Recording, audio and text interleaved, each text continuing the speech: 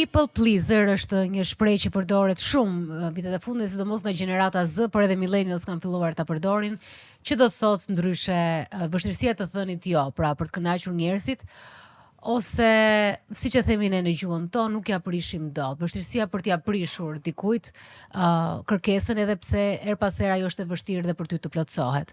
Është një fenomen që po diskutoja pak me Jonën edhe para se të fillonim, është një fenomen që po bëhet gjithmonë më i fortë, pra po promovohet forca e të thënit jo, që është diçka me të cilën edhe unë po punoj shumë, edhe të jem e sinqertë, edhe për mua ka qenë shumë çliruese kur kam thënë jo për të vendosur kufijtë e mi në disa gjëra, më ka pëlqyer kjo, por është shumë e vështirë.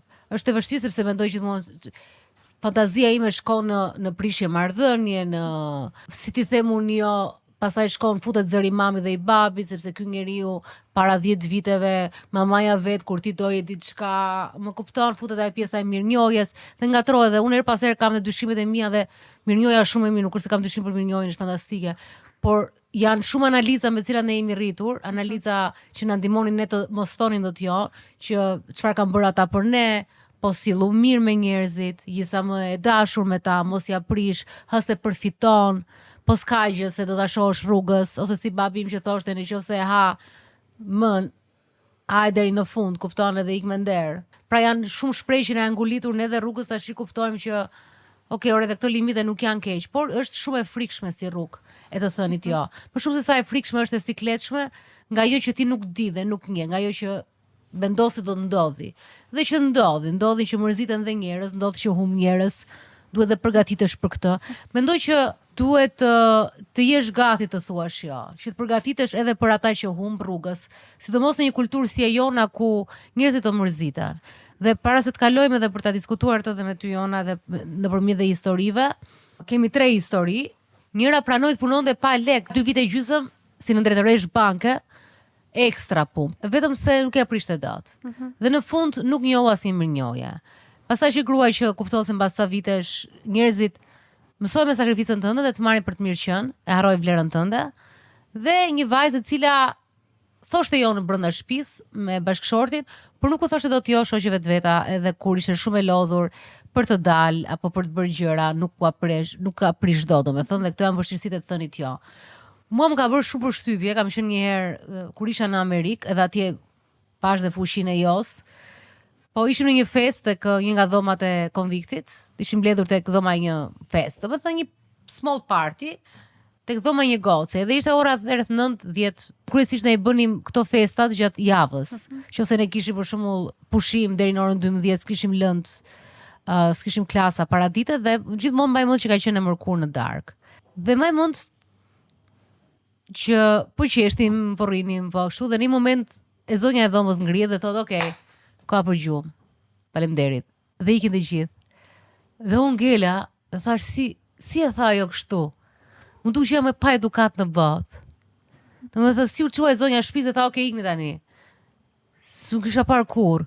E rritur me dyja që trokisin në orën 1 të drekës, 2 të drekës, s'ka spysi fare, ai ishte duke fjetur, sidomos e rritur me një mama mjeke që dera ka trokitur në çdo orë të ditës së natës, se unë gjykova si shqiptar, ne jemi të ftuar aty, na ftoi. Realisht na ftoi në dhomën e saj, nuk është se shkuam, na ftoi, organizoi dhe u çua sepse do mbronte vetë me idenë që do flinte, ka shkollë nesër, po mënyra se si e tha ishte shumë shokuese për mua. Realisht jam shokuar dhe se harroj dhe sot e kësaj dite atë moment. Dhe pastaj më mend që kam provuar ta bëj një herë, jo brenda një grupi të madh, kam bërë me dikë, me shumë vështirësi, edhe funksiononte, por ishte një kulturë tjetër. Ishte një kulturë dhe ishte shumë e thjeshtë, pra. E bëre në Shqipëri këtë? Jo, atje. E bëra edhe unë pastaj, e bëja. Kam mësuar shumë edhe kam bërë shumë këtë. Nuk është se e kam të lehtë të them jo, por në ca gjëra kam thënë. Në ca gjëra nuk e di. Kam dhe unë dyshimet e mia për këtë jon. Her pas here se ku duhet thuhet, sepse duke mos thënë jo, kam përfituar eksperienca të reja, por duke mos thënë jo, ndoshta edhe i kam prishur punë pa dashje dikujt që kam thënë po do vi për atë projektin, e kam dëgjuar, nuk ja prishja dot, dhe pastaj mbas 2 ditësh thoya nuk do vi. Po ndonjëherë ka bërë planet e veta. Edhe kam ikur shumë kanë qenë shumë prodhime, programe ku kam ikur, mund të numëroj nga 5-6 projekte që kam ikë që ditën e parë. Unë jam shumë e sigurt që ditës së njerëz nuk kam lënë shenjë të mirë ose stabil, sepse kam shkuar thoja, nuk i them dot jo sepse ja ta provoj, ja ta shoh, fjeça është. Sa e shifja thoja, okay, ika. Po më ka ndodhur disa herë kjo dhe s'po pëlqen e vetja që e bëja këtë gjë. Po nuk thoja dot jo. Nuk thoja dot sepse kisha këtë kuriozitetin, ta shoh një herë. Dhe pastaj direkt aty thoja, okay, jo. Pastaj thoja jo në dytë që ishte jo e vërtet. Po edhe proces është. Gjithsesi, është e vështirë apo jo na? Është e vështirë sepse unë po e shikoja jo në 3 kontekste të ndryshme. Para është ajo gjuhësore, që universalisht është pak mohuese si fjalë.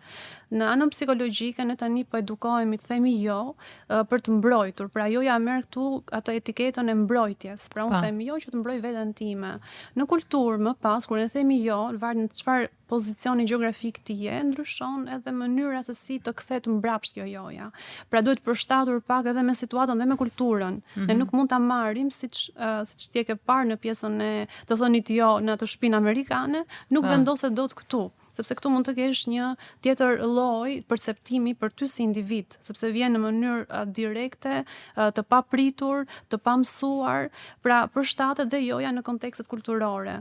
Ne ndoshta mund të ndihemi në vështirësi të jashtëzakonshme sot, sepse këtë jon që përpiqemi ta marrim si model të gatshëm nga atje që është filluar të promovohet, pra nga vendet perëndimore këtu, dhe ta aplikojmë në mënyrë shablon, mund të krijojë një prishje të marrëdhënieve, jo rregullim të tyre, por që në kontekstin psikologjik është mbrojtës. Pra ne do përpiqemi gjithmonë ta edukojmë dhe më duket sikur jemi tashmë në fazën ku po mësohemi të themi jo. Prindrit tanë mund të kemi parë ato efektet e të thonit po gjithmonë. Dhe duke parë se çfarë ju ka sjell atyre në jetën e tyre, ne po mundohemi të bëjmë këtë ndryshim. Paktën brezi jon do ketë shumë të vështirë që të mësohet ose të mësoj tjetrin të pranoj jon ton. Po ja ka një gjë të mirë tek pjesa e komunitetit që ndihmon njëri tjetrin, por joja ka një gjë shumë të mirë kur ti mëson dhe edukohesh, dhe kjo do të thotë vlen për brezat e tjerë që në fillim, sepse kur ti pranon, merresh ti e mirëqen, ndodh natyrshëm që të marrin si të mirëqen. Në një moment ti mund shpërthesh, sepse nuk e ke dhe plus që edhe mungesa komunikimit që kemi ne turpi sedra për thënë që shiko se po më shfrytëzon ose hajde ulemi flasim, tjetri ofendohet. Dhe ti pastaj ke shpërthimin siç mund ta kesh në komplet ndarje familje, në krijon hendëqje shumë të mëdha dhe të parikuperueshme shpesh. Vetëm sepse ti e ke toleruar dhe papritur në tolerancën tënde ku ti ke buzëqeshur, ke hapur dyert, i ke shkuar në mes të natës në spital, pra në gjithë të gjën që ti ke bërë dhe je marr si ky njeriu i mirë, asnjë nuk e di që ti brenda teje po lodhesh shumë. Dhe në shpërthimin që bën, atëherë ti je e çmendura dhe e çuditshme, apo i çmendur apo i çuditshme. Dhe kështu që ti kategorizohesh si i tillë dhe thua ç'a pati ky. Sepse edhe duke thënë jo në limitet e tua që në fillim, që kjo s'më pëlqen, unë e di që kjo nuk ka vlerë për mua, sidomos kur jeni çik më i pjekur, ose kur futesh në marrëdhënie, që marrëdhënie në lidhje, martese, kur ke jo vendos limitet e tua që jo, unë nuk dua të krijoj familje, dua që jemi të dy në orën 10 darkës në shtëpi. Unë nuk dua një mashkull që rri deri në 3 mëngjesit. Jo, unë nuk dua që të mbaj familjen unë apo vetëm ti. Jo, unë nuk dua që mos shkoj në punë. Pra kur i thua këtë jo në fillim edhe sqarohen dhe njerëzit, më kupton, edhe e ke më të qartë rrugën dhe ti e di që njerëzit mësohen në çdo lloj, pavarësisht se çfarë lloj kanuni apo libri të shenjtë apo çfarë lloj mendimesh kanë, njerëzit mësohen dhe e respektojnë shumë kur ka një lloj respekti aty, një fuqi kur edhe mban, se pastaj ta thuash e ta mbash. Joja ka qenë edhe privilegji më të fortëve më përpara, pra i babait, i zotit, i shtetit, i mbretit, dhe tashmë ne po përhapim edhe në komunitetet tona, pra të gjithë ne po mundohemi të vendosim limite, se po e kuptojmë që nuk ka më një autoritet vetëm, që neve duhet i bindemi, edhe të nevojat tona të sillen rreth atij autoriteti ose dëshirat tona. Ne tashmë po kuptojmë që mund të funksionojmë shëndetshëm edhe ne në këto vendet ku jetojmë. Shiko, burrat me të mjetet këshillet e tyre kanë pas jo më të fortë, po në familje, ka qenë më e strukturuar, kurse joja e mamit ka qenë gjithmonë një jo e lehtësisht abuzueshme. Po. Me thënë, thoshte pastaj, hajtë keqe mami atë puth pak, jo pse s'po fleti mua, jo. Kupton edhe ti, atë jo nuk e merr për bazë, dhe kjo ka pasur dhe ka ndikuar edhe në rritjen tonë, kjo mungesa elasticiteti që nëna kanë pasur me jon. Po ndikush duhet ta bënte pjesën e të varurit, se nuk mund të kishte vetëm autoritet, pak në atë kohë, ne them që sot po ndryshon. Jo vetëm gratë kanë bërë në atë kohë, po edhe fëmijët. Edhe njerëzit që kanë pasur ndoshta ndonjë nevojë që të jenë në varësi, por që mund të jenë edhe burra të tjerë. të komunitetit. Pra gjithmonë kanë qenë një grup njerëzish që këta me autoritet kanë pasur një funksion mbi ta. Dhe më pas ta kanë zhvilluar dhe ju është lënë si ngarkesë për gjatë gjithë kohës deri më sot. Ja, shumë interesante në fakt edhe do doja që edhe di shumë që shumë njerëz që do ndjekin janë gati të gjithë bashkohën pasi tanë që në një mënyrë apo tjetër, në një marrëdhënie apo tjetrën e kanë përjetuar dëmet që mund të shkaktojë të mos thonit jo për një kohë të gjatë. Ne tani kemi në link Besi, në 34 vjeç, është një vajzë që pranonte të dilte edhe kur nuk kishte fare dëshirë, vetëm se ndihej në faj të refuzonte njerëzit. Lodhet thot nga energjia sociale, por prap ndihet në faj të thot jo. Edhe në punë e njëjta gjë. Ky është sezoni 3 The Dalina Show dhe është një sezon që bëhet fal një pune shumë të madhe këtu, nga mua, nga Elona Jaçellari, kryedaktore e programit, nga Jona, jemi gjithmonë të pranishëm duke dëgjuar historitë tuaja, të gjithë historitë që vijnë në adresën e programit apo të Instagramit tim tek Dalina Buzi. Dhe jemi vërtet shumë falënderues sepse çdo javë mësojmë nga ju. Ky është një program që bëhet për ju, bëhet me ju dhe natyrisht që shtyhet përpara nga ju, që do thot, nëse ju na bëni subscribe këtu në kanalin e Andales, keni një buton këtu të zi që mund të shkruani, mund të shtypni direkt edhe të bëni subscribe, pra të abononi në kanalin e Andales, dhe kjo është një ndihmes shumë e madhe për ne dhe një shtytje për të bërë më shumë edhe gjëra më të mëdha me këtë program, edhe për të qenë gjithmonë pranë jush me histori që tashmë kemi bërë një enciklopedi të vogël terapie këtu në kanalin e Andales. Faleminderit. Besi? Përshëndetje. Përshëndetje. Kjo pa aftësi apo e quaj, për të thënë, jo, është një histori e shkuar apo vazhdon dhe sot e kësaj dite që e ndjen se bën të njëjtën gjë? Jo, është një histori që më përndjek, po thuj të gjithë jetën time. Ndoshta tani kam filluar pak fare ta rregulloj, por praktikisht është shumë lodhur se pak që nuk them do të jo realisht në shumë gjëra në jetën time. Qa ndodh? Thua ke vështirë të refuzosh shoqërinë. Në momentin që ato të kërkojnë diçka, qa ndodh në mendjen tënde? Qa frikra shketi të thuash jo?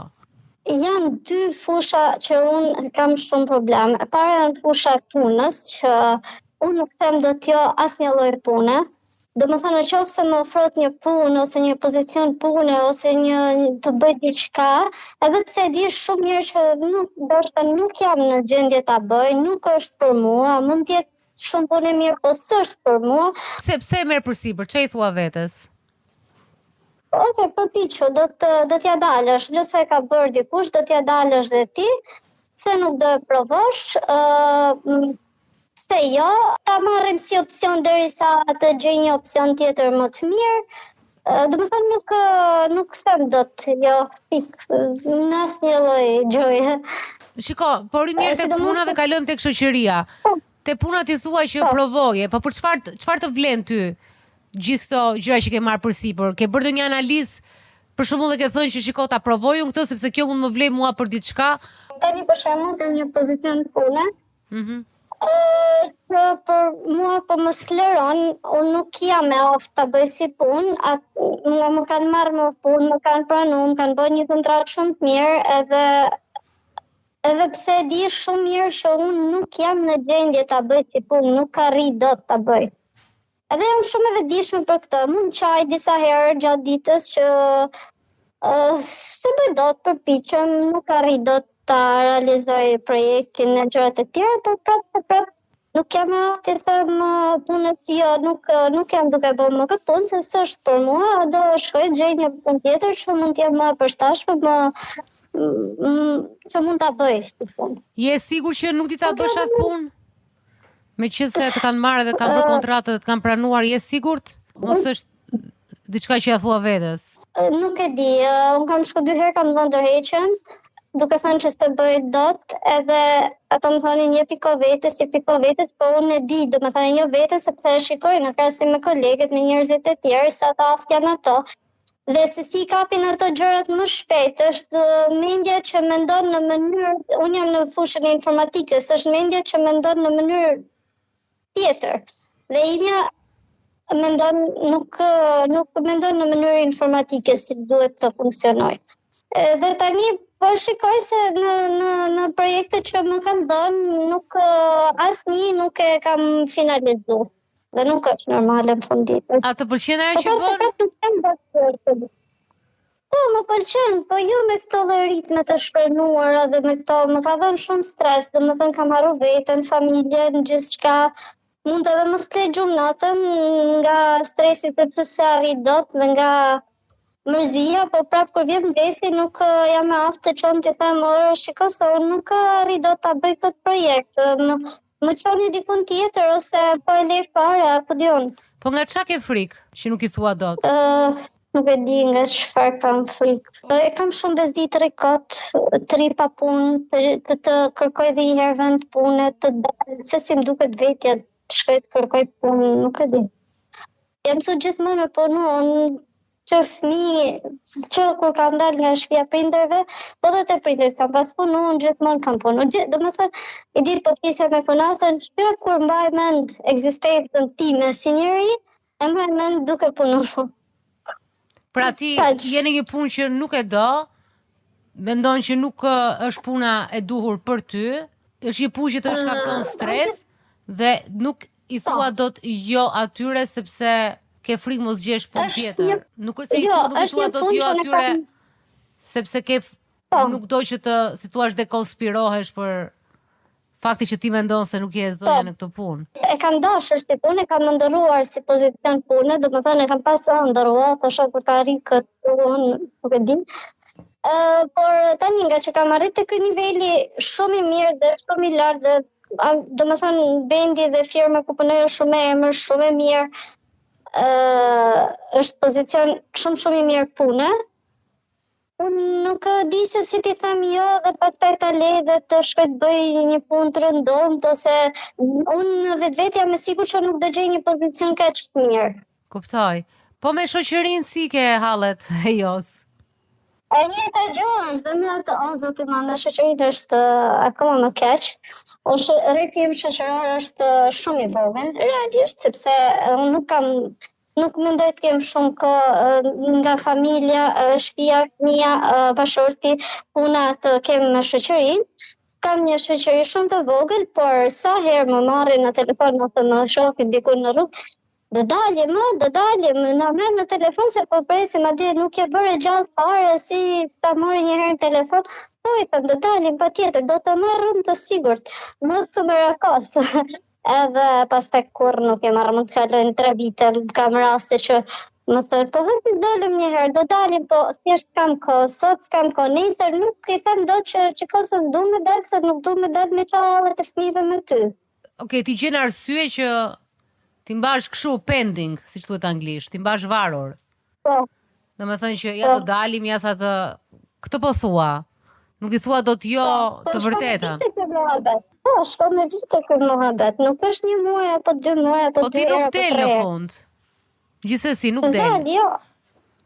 Jo. Nuk e din që se kjo çello joje është kjo? Se kjo është diplomaci në një lloj mënyre. A ka nevojë për qenë e shoqëruar, është pyetja tjetër, për të diferencu nëse është në lidhje me energjinë që ajo nuk do të shpenzojë në anë sociale, pra dhe nuk ka nevojë ndoshta për momentin s'është fokusuar në gjëra të tjera.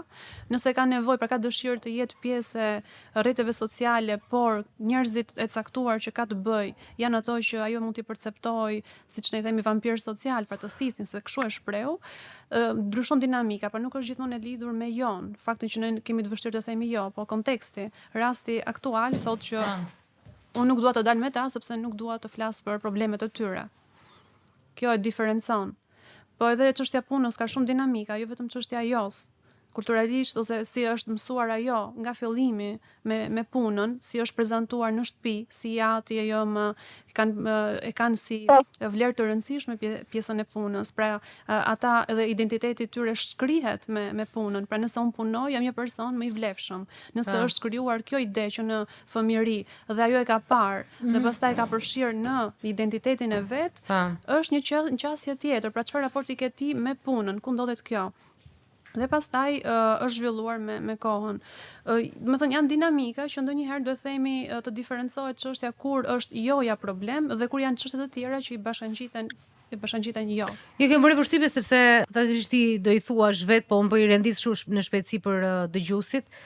Kjo që sapo the për imazhin është një nga arsyet kryesore të psikologjike të thënit jo. Edhe unë kisha renditur disa gjëra, ishte frika nga braktisja, rejection nga mohimi, pra frikë se çfarë do më ndodhi, do më refuzojnë, frika refuzimit, po. Është vetbesimi i ulët, që ti thua që unë vlej për atë çfarë bëj për të tjerët. Është shmangja e konflikteve, sidomos njerëz që janë rritur me konflikte në shtëpi, duan që të krijojnë, të kenë sa më shumë harmoni, edhe krijojnë sa më shumë paqe, mos ashtu, duke bërë këtë rolin. Dhe pastaj ishte kontrolli se si njerëzit të shohin ty. Që do thotë ti përpiqesh të kurosh imazhin perfekt, gjithmonë i aftë, që të tjerët mos të kritikojnë. Nuk e di a ka më shumë arsye. Ka dhe të tjera që i shtohen pjesës së problematikës që krijon vetë joja si çështje në jetën tonë, si me veten po edhe me tjerët, po në rastin konkret të besit mund të jetë edhe kjo shmangja që ti përmende, pra që e shmang për mos krijuar ndoshta një problematik me person duke mos i thënë jo direkt që nuk dua të dal me ty. Është një lloj shmangje që ajo edhe vetë e mban këtë lidhje, por pa i thënë qartësisht që unë nuk dëshiroj të dal me ty. Nuk e di se si është në këtë raport besi, pra me dëshirat sociale, pra ti a ke nevojë të dalësh, ke nevojë që të kesh një person ku të shpresh, apo nuk e ndjen fare këtë nevojë momentalisht? Nuk e ndjej këtë lloj. Unë shkruaj, më pëlqen shumë të shkruaj, kam lloçe pafund, nuk e ndjej këtë dëshirë kaq të madhe të shprehem.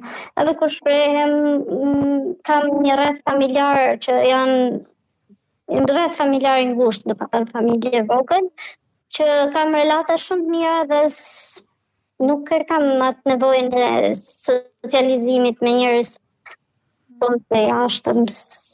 Më duket. Këtë gjë mendova edhe unë kur po flisje më përpara, që mund të jetë mungesë nevoje e perceptueshme, mund të kesh një qasje tjetër me veten, pra jemi ato njerëz që ne i themi introvert, pra që janë më të fokusuar te kalimi i kohës vetëm dhe si përfitojnë nga kjo kohë me qëndrimin, ti them pëlqen të shkruaj, pëlqen të qëndroj. Tek pjesa e shoqërisë nuk kuptova ndonjë jo kaq të jashtëzakonshme që sepse ai në fund bënda atë që donte. Domethënë besi për mua jot që për shembull joja e punës ku ty të krijon stres, krijon probleme. Ajo është një gjë me të cilët mund që duhet të merresh me atë lloj joje, nëse ty të shkakton dëm. Kështu që ajo mbronte veten në një lloj mënyre. Pra joja është për të mbrojtur veten, ajo gjeti një mënyrë për të mos ia prishur tjetër që mos nuk edhe një gjë e keqe. Pesi unë në punë të shoh problemi më të madh me të thënit jo, sepse siç e thash, puna dhe siç e the edhe vet, puna po të shkakton një stres të madh dhe ti nuk e sheh veten të aftë për të bërë atë punë. Sa kohë ke ti te kjo puna? Kam që në janar që me punësuar, më përpara ka bërë 3 muaj kështu, si tip azhi puna. O mirë që në janar, pse mendon që je e paftë për ta bërë këtë punë? I shikoj njerëzit për rreth dhe ato për një periudhë kaq të shkurtër kohë kanë arrit shumë më shumë se unë dhe të krahasosh zhvillimin e tyre me zhvillimin tim duket diferent. Besi, ju e keni nisur në të njëjtin start, pra dhe kolegët e tu, apo ti ke nisur në një mënyrë tjetër? Se është e rëndësishme edhe kjo? Jo, ato kanë nisur me një start, me një bashkë 2 vjeçare dhe 3 vjeçare, pjesa më e madhe janë të gjithë të diplomuar me master në fushën e informatikës, po çështja në vendin e punës pastaj je i barabartë, ti duhet të punosh dhe të bësh punën tënde njësoj. Këtë kurse çfarë diplome ke dhe çfarë bagazhi ke, të kanë dhënë këtë punë do ta bësh. Po ti ke kërkuar 2 herë dorëheqjen edhe nuk të është pranuar. Pra do thotë që ata diçka tek ty shohin se është një punë që nuk është se je vetëm ti në vendin ku jeton edhe ngelen ata. Ata kanë parë diçka te ty që ti nuk po e sheh. Ndërkohë po krahasohesh edhe me njerëz që siç e the vet, ata kanë një background që ti nuk e ke apo jo. Po. A nuk e di ti që secili ka ritmin e vet? Unë e di, po nuk më duket shumë indiferente vetja në krahasim me to se pjesëtarët e tjerë ecën me ritme shumë më përpara, ndërkohë që unë ngelem mbrapa. Edhe në vit do të ritmet edhe Kuptoj, po pastaj kur ngelesh hidhen mbrapa, ato. do thotë që ty të është caktuar një detyrë dhe nuk e ke realizuar. Po, Dhe të është rrequr vëmendja për këtë gjë? deri më një jo, besoj që do të rriqet. Kuptoj. Tashi as të është thënë mirë, as të është thënë keq, s'të është thënë asgjë. Akoma jo, po do vije, do me thënë jena, në atë ujra jena. Po anature do jesh ti se ti po e përgatit pesimiste. veten për këtë gjë. Pikërisht, nuk do thoja që po bën një profeci vetë përmbushse që të shkoj tek pika ku ti thua që ti nuk je aftë. Sepse tha ngrihem me shumë vështirësi në mëngjes, e ka të vështirë të përfundoj projektin, angazhimi është një nivel pak më të dobët në krahasim me të tjerë sepse ndodh krahasimi i vazhdueshëm. Pra të gjitha këto të çojnë në pikën e asaj frikës më të madhe që ti ke. Pra që të arrije që dikush që është në këtë rast një supervizor apo person që të ka marrë në punë të thotë fjalën që ti ke kaq shumë frikë ta dëgjosh. Por është më shumë se çështja e jos në këtë rast, që ti nuk është se ke frikë të thuash jo që unë ta lë punën, po përmende pak më herët benefitet që merr nga puna, fakti se sa e vështirë është të futesh në atë vend pune, pra disa gjëra që ti nuk do t'i thuash jo. Jo se ke frikë të thuash jo dikujt. Po, është e vërtet. Ajo nuk merr fare në konsiderat, sepse neve për ta ditur njerëzit para se të fillonim këtë intervistë, në fakt duke folur me Besin, derisa përgatiteshim teknikisht, Besi tha që kjo ishte puna e parë që kishte bërë këtij niveli dhe punët e tjera kanë qenë pak, mund ta them, pak më të rëndomta. Kështu që po fakti që ajo u zgjodh është këtë kompani është shumë mirë. Ka edhe çdo gjë tjetër paketën e ato paketat që kanë punët e sigurta përveç siguracioneve dhe përfitimeve të tjera. Ajo duket sikur se beson që është, sikur se meriton këtë gjë. Edhe as nuk e ka marrë në konsiderat faktin që është nuk ka ardhur këtu kot, sepse ishte një vend pune dhe s'kishte njeri në planet, edhe doli Besi. Ka ardhur sepse është parë diçka te kjo? Ke bërë intervista pune? Po, kam bërë. Në të gjitha jam pranuar. Në momentin që kam aplikuar në disa vende pune para kësaj pune, jam pranuar, nuk më ka refuzuar njëri. Po si kalon, se unë e di që teknikisht o intervistat e IT-s kalon provime, nuk janë intervista të thjeshta që merren me ty si. Përgatitem. Për ato përgatitem, unë shkoj e përgatitur. Është ajo sindroma imposter, si përthes shqip ajo? Pra mashtrimi, është një mashtrim i vetes që ne nuk jemi të aftë të mbulojmë një detyrë, por në të vërtet ti ke aftësitë. Se edhe përgatitja jote në vendin e punës përpara në intervistën tregon që ti mundesh, pra ke aftësinë që të kalosh ato provat e para të intervistës. Por është një mashtrim i vetes sepse ti thua unë nuk jam e aftë ta bëj. Ndërkohë që sapo je futur në një punë, janë 6 muaj dhe në kozgjatën e punës është vetëm fillimi që ti kalon dhe këtë sfidën e përshtatjes, të bindesh veten që ti po ndërtohesh në aftësi, jo duhet të jesh në pikën ku janë kolegët e tu. Dhe kjo gjë dua të them që u ndodh shumë profesionistëve, pa përjashtuar asnjë profesion. Të gjithë kanë këto probleme në fillim, të gjithë, pa dyshim. Dhe madje ata që kanë dyshime në këtë fazë janë ato që mund të rriten më shumë, sepse ti shikon mangësitë dhe aty punon më shumë. Kurse njerëzit që kanë një vetbesim të lartë që në fillim pra ndihen kompetent, patjetër që mund t'i ndihmoj, por mund të humbasin dhe shumë ose mund të krijojnë shumë boshllëqe gjatë rrugës sepse kanë përshtypjet e tyre të para që janë, por në të vërtetë puna tregon që nuk kanë punuar sa duhet. Kështu që ti mund ta marrësh edhe pak pozitive këtë faktor të dyshimit të vetes që të punosh në këto hapësira që ke vërejtur dhe bën krahasime të vazhdueshme me kolegët. Por janë dinamika të tjera, pra nuk e shikoj çështjen tek joja, dhe pse ajo të ka sjell këtu, por janë dhe shumë gjëra të tjera që ti po lufton kundër tyre, kundër vetes më shumë.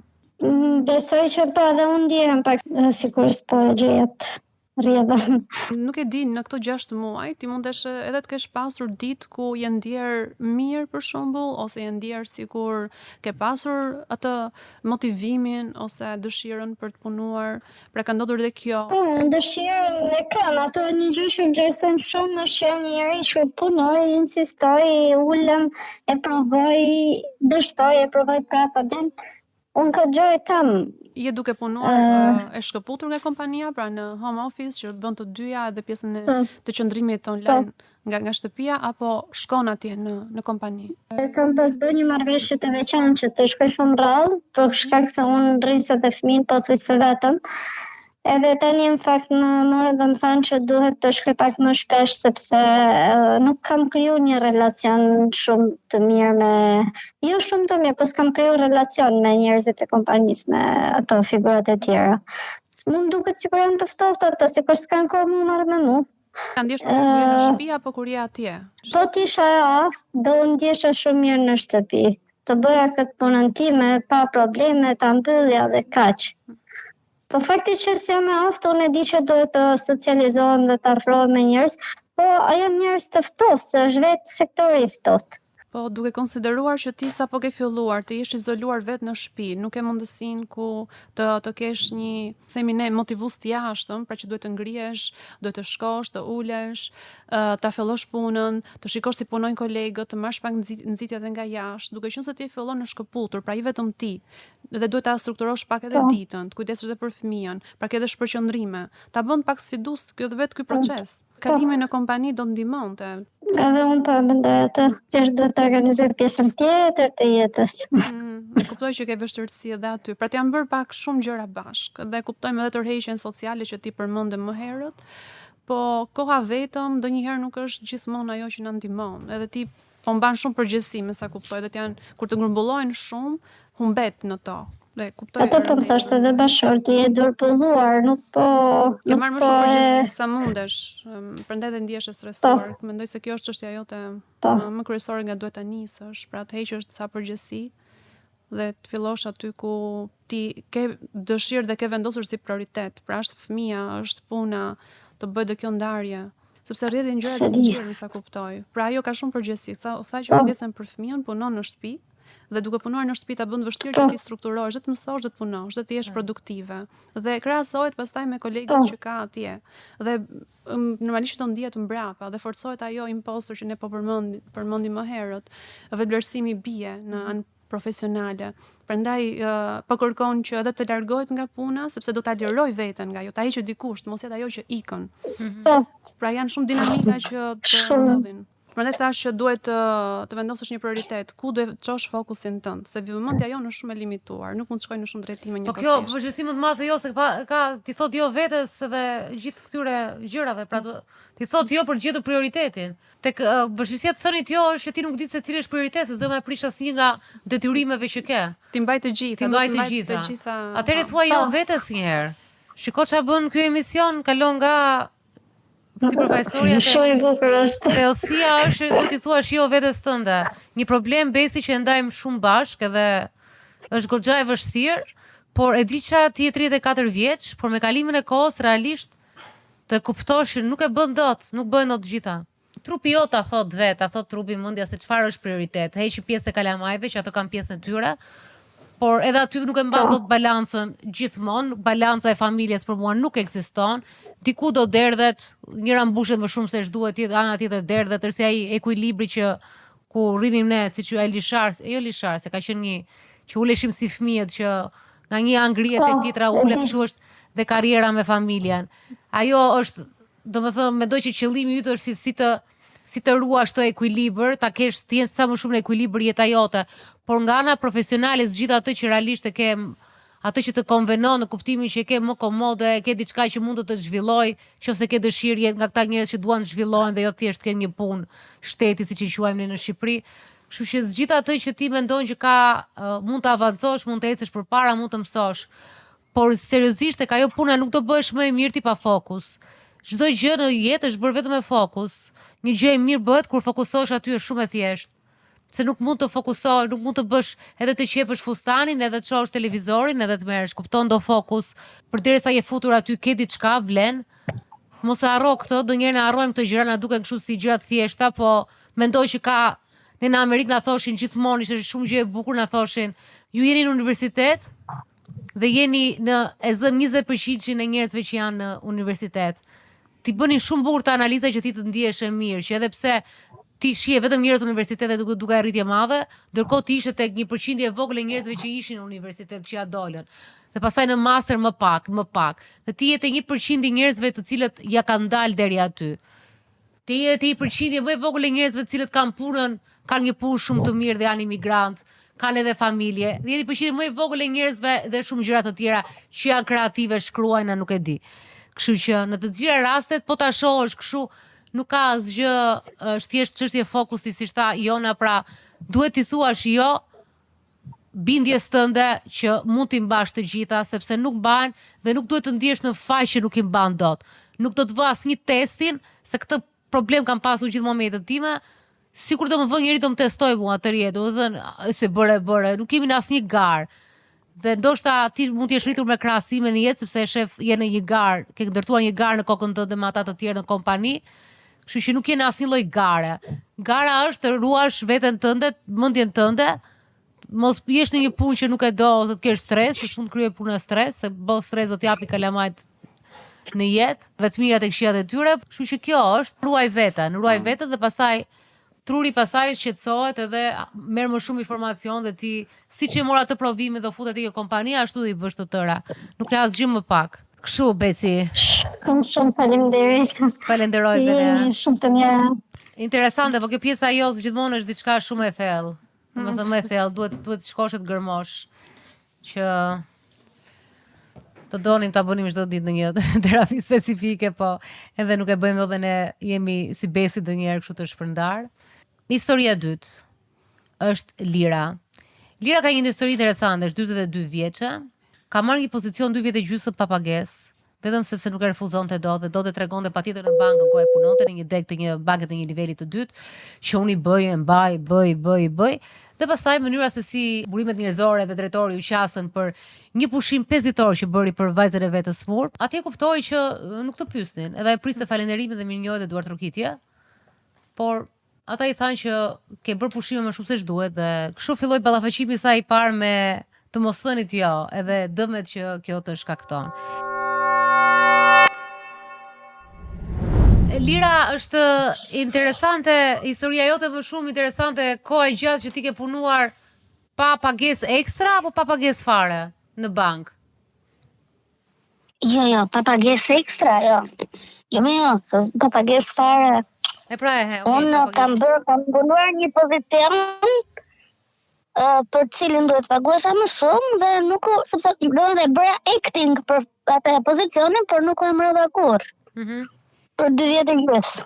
Ma thuaj pak historinë se kur pate ballafaqimin e parë me vështirësinë e thënit jo. Unë kam kuptuar këtë gjë para shumë turp ta them se unë jam të 40-at e mia, e kam kaluar 40. Shumë turp ta them, unë kam filluar ta kuptoj para 3-4 vjetësh që unë vërtet kisha vështirësi, thoja jo. Nuk është turp, është pilesje në kohë. Tani kuptohen, sidomos te 40-at, është thjesht cikli i jetës, nuk është fare turp. Është e rëndësishme që e kupton. Jo, problemi është që e kuptova mbasi filluan të më thonin njerëzit shumë shpesh, domethënë, këtë gjë. Deri diku më kishte thënë shoqja ime e ngushtë, shoqja që unë kam që kur jemi 10 vjeç, që kemi qenë 10 vjeç. Edhe më thoshte që ti duron shumë, po thuaj njëri jo, e drejtë mori këto gjëra, domethënë. Pastaj përpara 5-16 vjetësh, një ish partnerin tim, që është edhe babai i vajzës time sot. Dhe ai ma vuri goxhan duke në ato që Lira ti nuk thua ndonjëherë jo, domethënë njeriu kur nuk ka dëshirë thot, domethënë nuk është fundi i botës. Megjithatë prap nuk e pranoj, derisa pastaj e kam kuptuar në momentin që u ballafaqova me që duhet thëj ajo patjetër, sepse e kuptova që gjithë dinjiteti im janë në tokë, domethënë. Kur? Me këtë punën. Në bank? Tani në bank, po. Historinë ta kuptoj edhe njerëzit që e dëgjojnë. Ishe oficere kredie në bank, ishe fëmijë të vogël, e divorcuar, dhe ty të merr drejtori në zyrë dhe thotë që a e mbulon dot pozicionin e nën drejtoreshës apo jo? Po. Se ne nuk të emërojmë dot vetë nga që ti ke shumë pak këtu, ke vetëm 6 muaj. Po. Dhe ty t'u dha që domethënë ta bëj edhe këtë punë. Ishte përkohësisht. Atëherë mua më tha që nuk më la një afat i caktuar, po më tha, tani do e bësh. Në qoftë se mund ta bësh, më bë pyetja, me thënë drejtën. Në qoftë se pranon ta bësh, dhe pastaj në një moment të dytë të do të japim emërimin. Dhe unë pranova ta bëja. Okej. Dhe aty pastaj sigurisht unë pranova ta bëja me idenë që okay, do rritesh në pozicion. Në një moment të dytë do kisha të ardhura më të mira, gjitha më radhë. Dhe kjo gjë zgjati 2 vjet e gjysmë. Në 2 vjet e gjysmë unë nuk pata as rritje rroge, përveç një rritje kështu që i bëj gjithë stafit, nuk është më bë vetëm mua për pozicionin. Bëhet një rritje për inflacionin, më bë dhe mua, domethënë. Praktikisht unë mbuloj pozicionin e nëndrejtorit të degës, përveç faktit që nuk merri asnjë gjë plus. Isha ngarkuar me punë pa fund, sepse arriti një moment që, sepse nuk i thoya kurrë asnjë gjëje, dhe arriti një moment që dëgjoja në për degë madhe, që se Lira nuk thot asnjëherë jo, jepi asaj. U bë si batut. Okej, në momentet e para ti nuk është që merr dhe si ofendim, ndonjëherë thuhet edhe kështu që ajo është pozitive, domethënë dhe nuk të kthen fjalën. Po pastaj gjërat filluan të rëndoheshin, sepse isha shumë ngarkuar, kisha orare shumë të gjata. Duhet mbuloja këtë pozicion për cilin nuk merrja asnjë gjë më shumë, përveç faktit që merrja vetëm punë, më thonë. Dhe në një moment ndodhi që unë pata vajzën shumë smur dhe mora raport 5 ditë, domethënë një javë pune. Kur u ktheva nga raporti, përveç faktit që nuk pyeti njëri se kisha vajzën e dita më radhë në këtë anën njerëzore humane, më komunikuar nga drejtori im që këto 5 ditët do më hiqeshin nga leja e zakonshme, sepse unë nuk mund të bëja ditë pushimi më shumë se sa pjesa tjetër e stafit. Unë aty do unë ka pasur rebelimin tim të parë në jetë. Dhe thash po këti punës sot ndryshe, po pastaj unë kam marrë raport për fëmijën, nuk kisha me pushime. Ai konstante të faktit që po gjithsesi ti kisha pushim, nuk ishe në punë, kështu që tyre kolegëve tuaj që merr 2 ditë në vit, ti që me këto 5 ditët më shumë i bie merr 27, do të thotë që ke pushim. Kjo ishte logjika. U përsërit disa herë kjo gjë derisa unë e thash okay, tash unë këtë gjë do të diskutoj me burimet njerëzore. Ai më tha mund bësh çfarë duash, sa nuk do arrish asnjë gjë dhe kishte të drejtë. Çfarë ndjeve ti mbas këtyre 2 vjetëve që kishe punuar, që kishe dëgjuar në për korridoret e bankës se sa shumë punoje? Po. Kur e dëgjove këtë që një hall të madh që kishe ti, që ishte hall, ke fëmijën smur, dhe që se i kërkuar 5 ditë, besoj që fëmia nuk ka qenë jo smur lehtë apo jo? Ishte në spital, 2-3 ditë ka qenë në spital dhe pastaj ka ndenjur 3 javë, në total ka ndenjur në shtëpi. Po, ka qenë shumë smur. Kështu që ti je nëna, je divorcuar. Pra gjithë këto gjëra nga kjo anë ti dëgjon pa pritur një drejtor i cili të mori punë, të dha punë, nuk të dha lekë kështu, që thotë më vjen keq, po ke bërë shumë pushime. Aty sinqerisht jam tjerë, nuk e di po shtruar. Domethënë nga vajza, nga netët për gjumë, gjitha isha goxha e rënduar. Kisha dhe një burnout nga puna. Jam tjerë jashtëzakonisht keq, sepse nga ana tjetër, unë gjatë këtyre viteve, në fund të vitit aty, si në çdo kompani kam përshtypjen bëj performante, dhe unë gjatë këtyre viteve kisha marrë një vlerësim performante goxha të mirë. Pra, domethënë nga kjo unë kuptoja që unë isha overall një punonjëse e mirë dhe nuk prisja këtë lloj trajtimi. Aty kam pas një nerv shumë të madh dhe kam pas dhe nervin dhe me veten. Dhe unë çova këtë emailin tek burimet njerëzore. Ato nuk u përgjigjen. Mua më merr në zyrë drejtoresha e Ronala dhe më bën të rri me drejtorin tim që ti nuk mund të kërkosh më shumë ditë pushimi në vit se të tjerët. Kuptoj. Domethënë, isha me raport për vajzën, okay, i heqim nga ditët e lejes dhe nuk ke pse bën kaq madhe ta çosh të burimet njerëzore, sepse ato gjithsesi do vinë ta diskutojnë me mua, nuk do vinë, nuk do kërkojnë konfrontim aty, nuk kam pse ta bëjnë këtë sepse jam unë këtu. Interesante është që mbasi ti bëre këtë ankesën tënde legjitime, unë besoj edhe se si përmarrëse që është legjitime në rast se ke një fëmijë patjetër që ka abuzime në vendin e punës, dhe patjetër që të janë kompani të mëdhaja dhe janë me qindra punonjës, dhe patjetër që burimet njerëzore, rasti yt është i rëndësishëm për ty, por për burimet njerëzore janë shumë raste dhe që duhet të ruajnë veten. Gjithsesi unë besoj që një burime njerëzore i aftë edhe mund të bëj çekun e vet dhe si në çdo profesion është aftësia ajo që të dallosh dhe të kuptosh rast pas rasti, se nuk futen gjithë në një thes, se në fund të ditës për te të qeni HR apo për te të qeni CEO, jemi njerëz edhe ti je një grua, je një nën, edhe ke një fëmijë për cilën duhet kujdesesh, kështu që ky rast për mua është flagrant, është skandalos, të them të drejtën, për aq kosa dhe për më tepër që ti nuk besoj se kishe marrë pushime tjera, se me sa ke treguar je nga ato llojet e më falës, se kjo nuk është për ofendim, po është për ta thënë mirësisht, llojet e kafshës, kafshët e punës, të cilët marrin përsipër gjithçka, pra si gomari, ngarko, dhe në një moment prap me justifikim, për mua kjo është e pafalshme. Pra interesante është që ti nuk dhe dorëheqi nga ky moment, edhe pse u ndjeve ofenduar, por ata të quan ty drejt dorëheqjes, apo ja? Sepse e tregon në historinë tënde që ndërkohë që ishte ankuar Jona, këta i çojnë brapa një vërejtje me shkrim për diçka që ishte bërë kjo palidhje. Dhe forta është kjo që e kishte ndodhur diku një muaj përpara sa me raportin.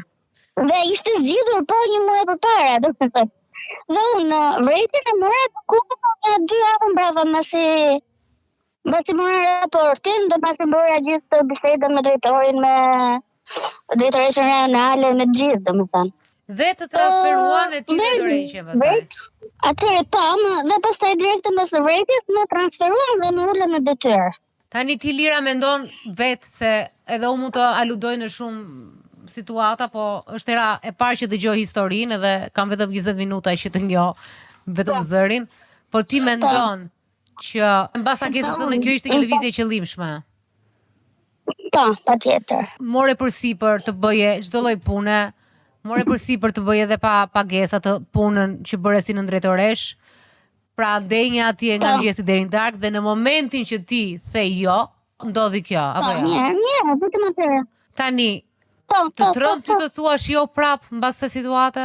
Qa mësove ti nga kjo joja e parë që vure, se është interesant, apo jo Jona? Stop, kjo gjëja nuk është e drejtë për mua, pra ti ke vënë veten tënde të parën, apo jo? Interesin tënd. Okej.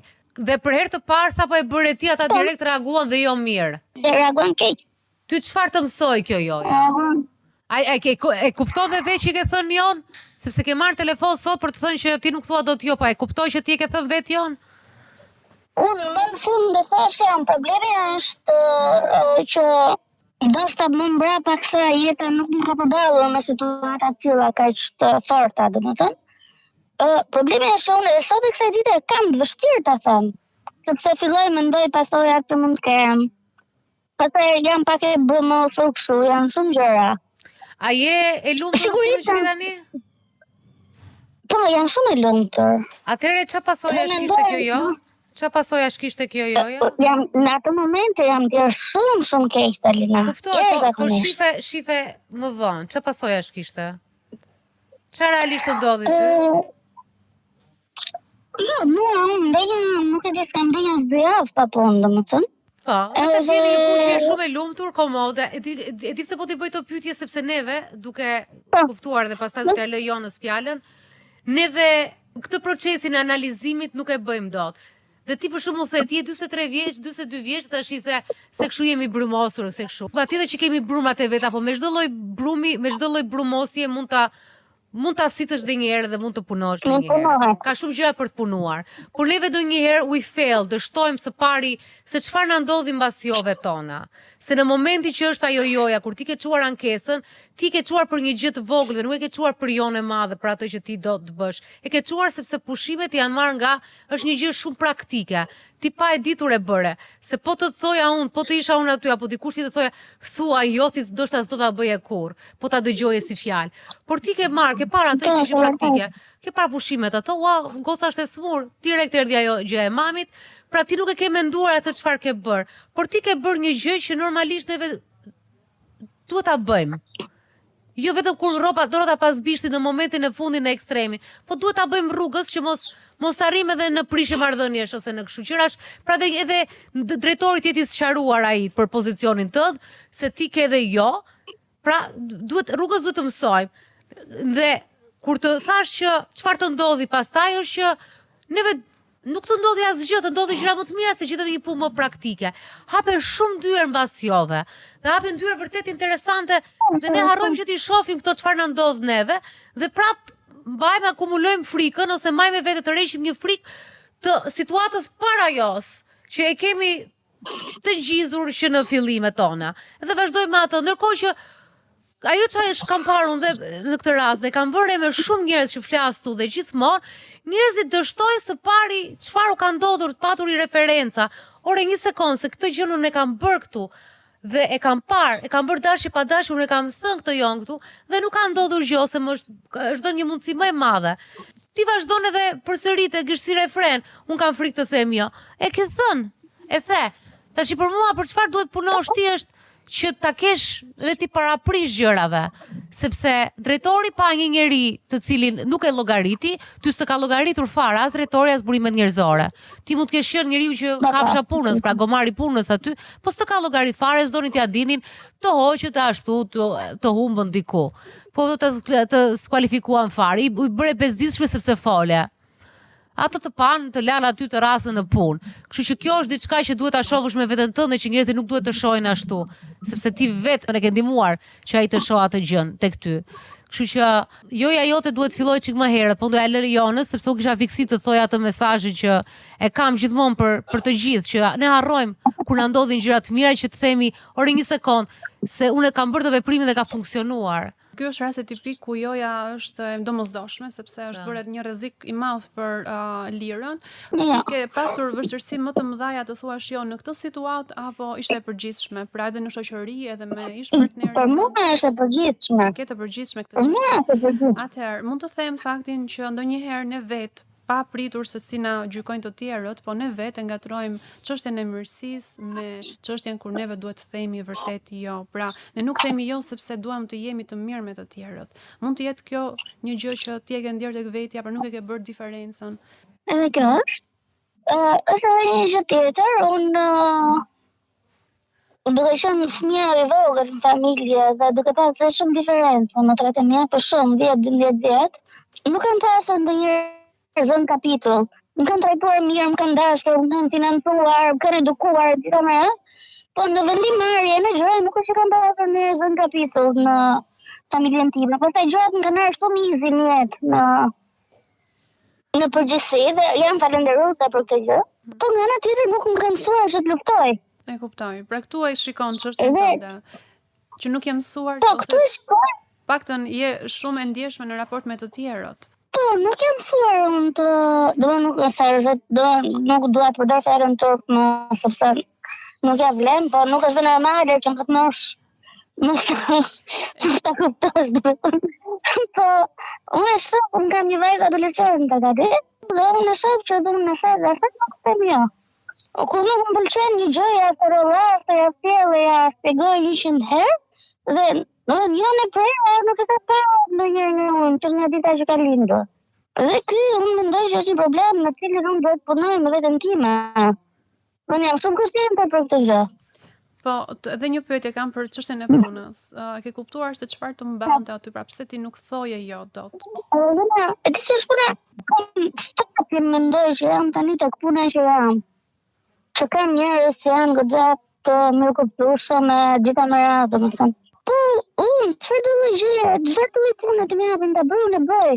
Aktualisht e ke një problem në punën aktuale edhe pse je më mirë se po sërish e nuk e kam, nuk kam problem sepse nuk më kërkohet. Nuk më kërkojnë gjëra është. Pra ty po të kërkohen, pra do i bëj, thua. Mendoj që po, nuk e them tani me siguri, po mendoj që po. Ndonjëherë më kërkohet që të qëndroj jashtë orarit, po në punën që jam, në moment që ti qëndron jashtë orarit, ato të paguajnë. Më ka benefite të tjera, se është komplet gjë tjetër nga ku isha. Kështu që nëse ta kërkojnë me shumë politesë, nuk të detyron njëri, nuk të Nuk po thuaj që unë do ta bëj, po thonë nuk e di, sepse e kuptoj që ke një eksperiencë pune të mëhershme e cila të ka dhënë të shfrytëzim dhe si eksperiencë nuk është se ti po e ripërsërit eksperiencën e më përparshme, pra të shohësh prapë një punë që thash. Ti ke gjetur fatmirësisht janë bashkuar edhe këto lidhje të punës aktuale që nuk të shfrytëzojnë dhe nuk e shikon veten nëse po e përsërit modelin. Por ti thua unë nuk e di, nuk thua që unë do ta bëja. Pra është edhe kjo një indicie që mund të themi se ke reflektuar. Një arritje. Po. Po tani, po, shpresoj shumë që mos ta bëj që të do vi. Puna për të është rëndësishme. Sepse më kalon një shenjë shumë të keqe. Edhe këtë pjesë, pra, si qëndron puna në jetën tënde? Jo, puna për mua është rëndësishme. Është rëndësishme. Jo vetëm nga financiare, jo vetëm, që ajo është shumë e rëndësishme dhe ajo. Është jo nga ana e plotësimit, nga ana e karrierës, nga modeli që jap ti me bie, nga gjitha domethënë. Nga ajo që transmetoj për njerëzit, nga ajo që më thoi për ditë, më pëlqen të shkoj nëpër trajnime, nëpër gjëra të kualifikohet, domethënë më pëlqen kjo gjë. Unë e dua punën. Nesh që ke arritur, domethënë në aspekt profesional? Po, jam shumë e arritur në aspektin profesional. Okay. Domethënë kërkoj gjithmonë të bëj më shumë, por jam e arritur, po. Si po të pengon sot, në këtë moment që ne flasim, çështja jos? Ku ke vështirësi? Duke qenë se puna ta ka zgjidhur pak a shumë, po në cilën pjesë të jetës tënde gjende më vështirë për ty të thuash jo? Po unë për shembull nuk i them jo, e thash në parati me bie. Okej, nuk i them jo mamit tim, po tani mendoj se mami im ka lind në 1950, nuk është më koha ta bëj tani si të them jo. Familjes time përgjithsisht nuk i them jo edhe në momente që jam djerë që okej, jo e shfrytzuar, nuk mendoj që kam qenë shfrytzuar. Po që pastaj ata marrin kështu për granted, si të mirëqen që lira është aty kur do të jetë, po për të mbajtur fëmijët, për të bërë një pazar, për marrë gjëra kështu banale fare. Për të shkuar në një institucion me zgjedh një gjë. Pra i gjithmonë disponueshme në këtë. Jam gjithmonë e disponueshme. Dhe madje është për të qesh dhe për të qajt një këpiq. Sepse ish beshorti im, her pas here, më nis studime ose linqe, ku diun që të futem në për programe, që si të mësoj të jem autentike dhe të them jo. Se si e vitën fëmijë, të pilet dhe nuk është në njërë jo. Mendoj që gjithë njerëzit që mua më rrethojnë të gjë në dil, nuk mendoj që abuzojnë, paktën të njerëzit që më duan. Por që në aspektin mendoj që mund të abuzohet shumë kollaj. Mërzitesh ti kur të bëjnë gjërat, kur kërkon në një gjë dhe nuk të bëhet, siç ti bën për njerëz të tjerë? Po, mërzitem. E çfarë ndodh, si sillesh pastaj? Asnjë. Po vetë ndërhyr, për shembull thua të ndihmoj unë. Po marr një shembull, për shembull, jeni 4 goca në një vend duke folur. Në njëri si duhet një fustan i kuq. Dhe të treja të tjerat kanë fustan kuq. Ti e para që thua ta japu fustanin? Jo, këtë e them. Ti do ishe e para që do thoje, shiko, hajde merr fustanin tim. Nuk është se do prisit shifje njëra ka. Pa. Në fakt kjo nuk është e keqe, nuk kam bërë gjithmonë. Edhe nuk e kam kuptuar dhe kam thënë bravo i qof njerëzve që nuk e bëjnë. Unë për çdo gjë që kam pasur mos i kam thënë ta rregulloj unë, se kam unë. Dhe mami më ka tërheq gjithmonë mëngën. Unë mendoj që kjo është edhe pak, po ta kapësh nga ana tjetër, është edhe pak egoiste si gjë, sepse ti pastaj fillon e bën këtë gjë se ndoshta do të ndihesh brenda vetes mirë, domethënë. Njëri i mirë, më kupton? Po pra po nga ana tjetër edhe ke. Mua më duhet, shiko, e kam debatuar unë këtë, po mua për shembull kam pasur admirimin e madh dhe pa komsi. Po nga ana tjetër edhe nuk më pëlqente fare në situata, po njerëzit heshtin shumë. Dhe unë jam djerë dhe nuk ka qenë përtej fakti që unë për shembull duhet bëja shoqe apo jo. Ajo është një pjesë e gjës, okay, po nuk është se kam qenë ndonjëherë më januar. Aty isha, hyja dhe dilja vet. Dashurisht kur hyja doja vëmendje, por edhe dilja nga çdo grup shoqëror. Por çfarë ka bërë mua përshtypje tek shumë veta, po pafund, gjithë që nuk kam para se babi dhe mami im. Nuk them që janë Jezu Krishta, por ishte diçka që unë e marr si vlerë, sepse mua më ka ndihmuar shumë. Dhe po të them dhe të mirën e mos thënit jo. Është fakti që nëse unë do isha në një tavolinë dhe do ishte një vajzë që thoshte më duhet një fustan i kuq dhe ishin 3 me fustanet kuqe, unë kam qenë gjithmonë e para që e thoja, po e kisha e kam. E kam olla. E kam, s'kam çfarë të bëj, e kam. Në qoftë se unë e kam, pse mos ta jap? Nuk e kam, domethënë ka pas marrëdhënie me materie. Përse, kurse të tjerat prisnin, e heshnin, ose e thonë në një vend tjetër. Dhe ky lloj të menduar mua më ka lodhur shumë tek njerëzit e tjerë. Thoshte, po thuje më burjepe sikur çka ka. Jemi vetë çfarë do mendosh. Dhe ishte një mendim që mua më ka bërë shumë përshtypje, për eksperiencën time, nuk është se unë e mbaj veten apo ti apo të tjerë veten e veçantë, fare, por janë shumë. Mendoj që shumica nuk është kjo, mendoj shumica ruhen, edhe nuk ta japin, nuk janë kështu. Pse ta them unë këtë, pse ta bëj unë këtë? Po kush ma di mua? Edhe në Shqipëri, pafund, jemi rritur me po mos ta di ai, s'ta di. Kurse unë s'e kam menduar këtë. Dhe ndoshta kjo mund të jetë marrë edhe si pjesë vëmendje, por për mua ka qenë e kam e do. Unë madje edhe gjëra më të shenjta që kam pasur, në rast për shembull kur ishte për xhirime, që duaj patjetër, kam dhënë unë nazën time të mersi shumë të çmuar, me gur të çmuar, e kam dhënë merr aty. Okej, kam dhënë për punë atë, s'quhet. Por që kam dhënë, dhe ka qenë mami që më vinte nga mbrapa, thoshte mos jep, sepse mami e bënte vet. Thoshte mos jep se nuk ta din. Po mos më ka interesuar ma din as ma dinin. Ky është problemi që se kuptojnë njerëzit për shkakun. Do të thënë dhe kjo është gjë që ja sugjeroj të tjerëve. S'duhet të interesoj fare ta din as ta din. Në qoftë se ti je okay me atë moment. Në atë moment ti bëhe mirë, nëse ke. Nëse nuk e do. Për shembull, unë libra nuk kam shef ti jap. Po fola, pastaj të rri nga mbrapa si qen. Unë nuk i jap. Tani kam arrit në fazën që një. Ka ca jo që s'duhet i thuaj, se unë po jam 2-3 gjëra që po të thash i dua, ose për shumë fiksoj me patallonat. Them merit mia dhe pastaj them isolle. E kam dhe këtë më nga ana tjetër, me disa gjëra. Po kryesisht me shumë nuk e kam pasur me shumë gjëra. Domethënë atë moment që do të ndihmoj. S'ta them dot jo, ose aj s'po ta prish. Pra doja të dilja jona te kjo pjesa që e the më ke thënë ti para se të. Dhe kjo është e rëndësishme që dua ta thuash tash që kemi dhe lirën në telefon.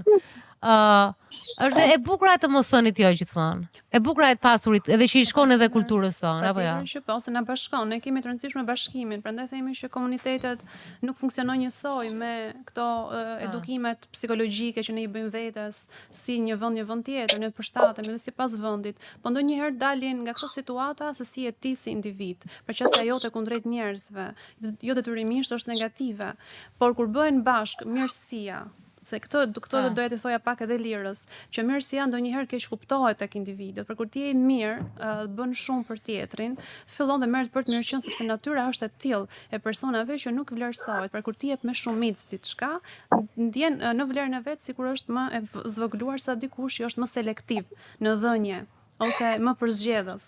Pra nuk është gjithmonë tani të parë. Unë gjithë jetën time dhe ja them shumë sinqerisht këtë gjë.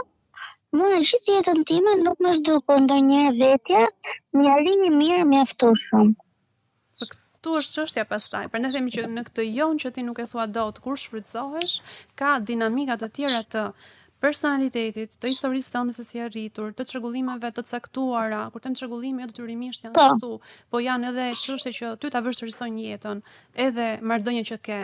Pra, këtë që the tani, pra ti nuk je ndjer asnjëherë mirë, ndihesh ajo emine kova që është e shpuar dhe nuk, domethënë nuk mbushet kurrë, pra ti nuk ndihesh asnjëherë e plotësuar me veten tënde, prandaj dhe shfrytëzohesh së jashtë. Edhe thon njeri i mirë. Ç'do të thënë njeri i mirë për ty? Kush është njeriu i mirë? Në veten time, do të thënë, unë gjithmonë mendoj që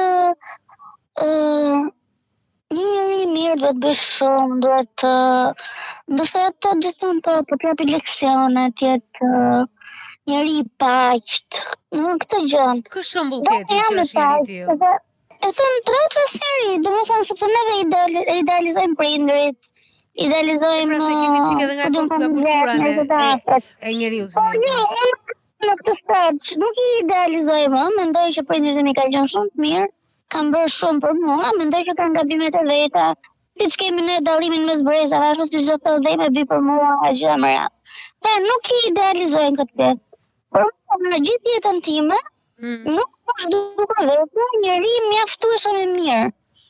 Kanë çfarë do të gjë që ka bërë, dhe kjo është një gjë që unë e them shumë sinqerisht. Është një tendencë shumë është e fortë shumë familjeve tona që jemi rritur me të qenë njëri i mirë, qoftë edhe nga kinemaja, e kemi këtë lloj, se ashtu ishte edhe kinemaja për njeriu e mirë, për njeriu bashkëpunues edhe mua më ka ndodhur kjo që kur kam vendime djallëzore, për shembull, ose kur ka ndodhur që jam përfshirë shumë për shembull në fushata gjatë tërmetit për të ndihmuar njerëzit, pastaj unë e kam bërë dhe pastaj kam bllokuar ata njerëz sepse filluan që po kish trajtohesha në telefon, po humbja shumë kohë nga vetja ime dhe ndihesha si njeri i keq në atë moment. Pastaj më duhet kaloja në analizë të kuptoja që është okay edhe ta bësh këtë. Unë besoj që mirësia vjen nga paqja me veten, se ne është një shprehje shumë e bukur thotë që kërkojmë paqe në botë. Ç'është kjo paqe dashuri në botë? Nuk ekziston paqja me vete. Kur je në paqe me vete, e ke vëre që përton edhe të zihesh kur je thjesht në një ditë të bukur pranvere, po rri atje. Kur je në paqe me vete, më besoj që je njeri i mirë. Je detyrimisht i mirë, nuk ke nevojë të bësh shumë gjëra. Krijon harmoni brenda rrethit tënd, kaq është njeri i mirë. Dhe mund të shkosh te fundjavë ndryshe me qese çdo fundjavë, po nuk do thotë kjo gjëja. Kur sillesh mirë me njerëzit, kur mundohesh që mos i shkelësh limitet e tjerëve për interesin tënd personal, kur ke ndjeshmëri, ka plot njerëz që kanë 20 mace në shtëpi dhe janë realisht në marrëdhënie me njerëzor janë negativ. Njeriu mirë është njeriu i vetes edhe i komunitetit, që në komunitetin tënd ti bët pamundurën, e shef atë gjën, e çon te plera. Kjo është njeriu mirë për mua, sepse ti jeton në planetin Tokë. Planeti Tokë nuk është vetëm i joti, është i tërëve, dhe kjo ndahet është pronë e përbashkët. Dhe kjo pronë e përbashkët, që dikur në komunizëm ishte gjë e mirë, po ishte na i dha dhunshëm, po filozofia është shumë e bukur.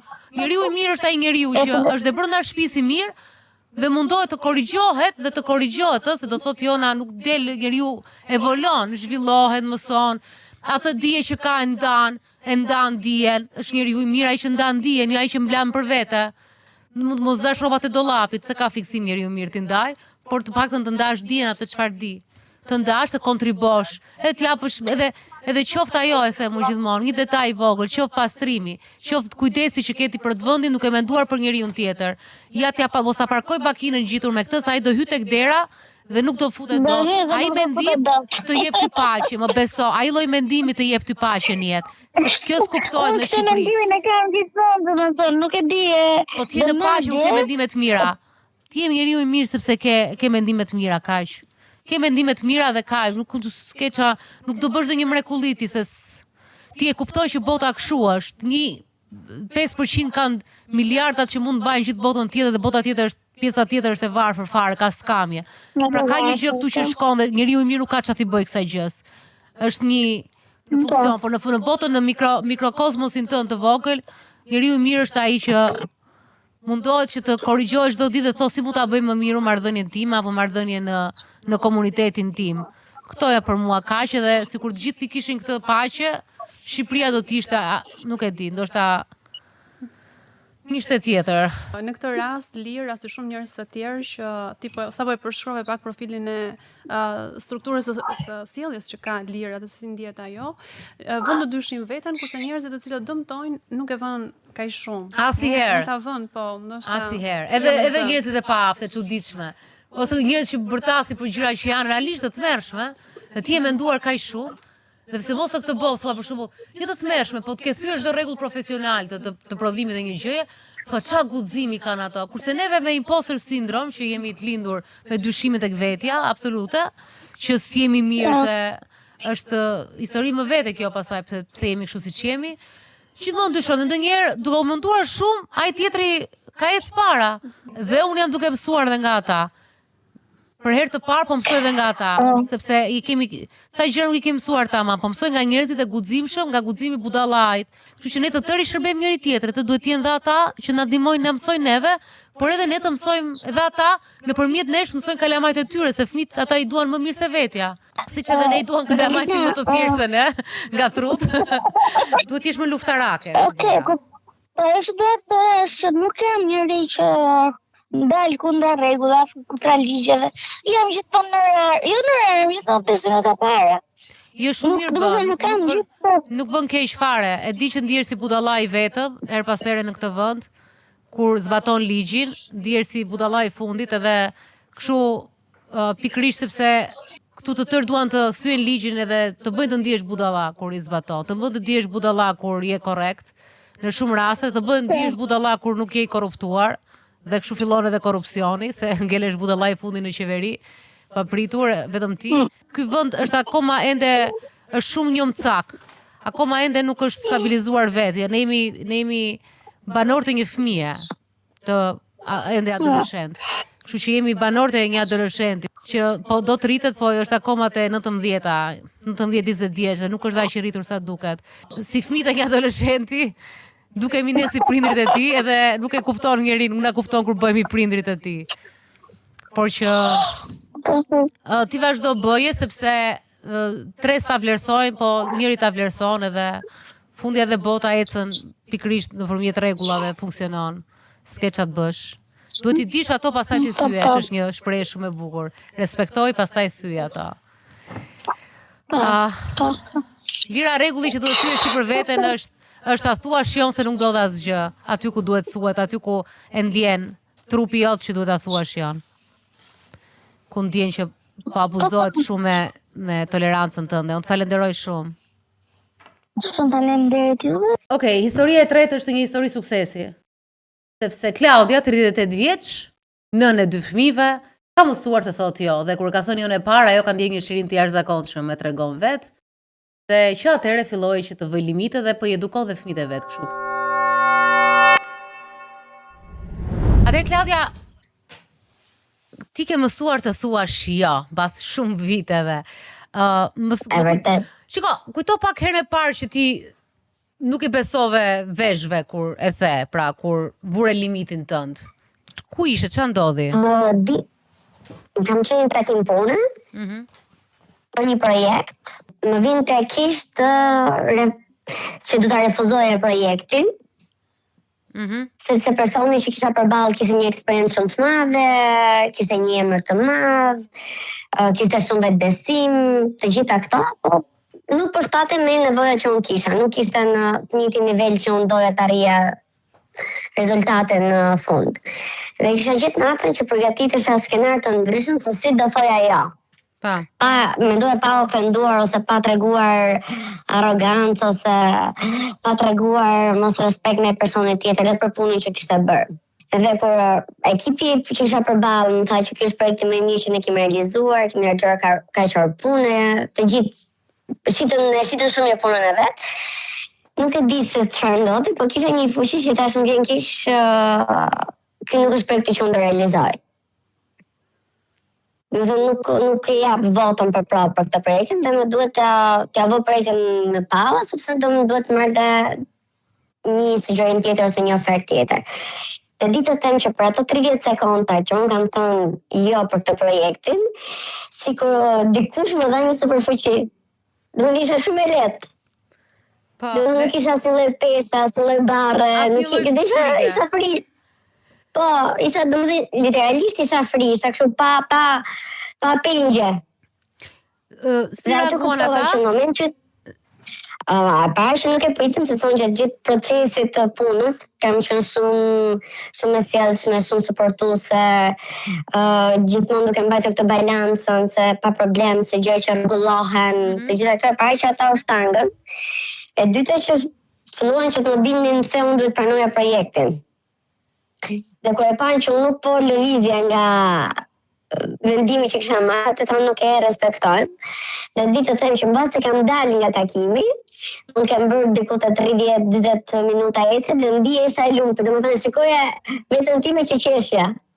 Dhe kisha një lloj buzëqeshje në aurën time kur ecën në rrugë. Kishe një lloj lehtësie. Dhe mendoj që mendoj që joja është një superfuqi.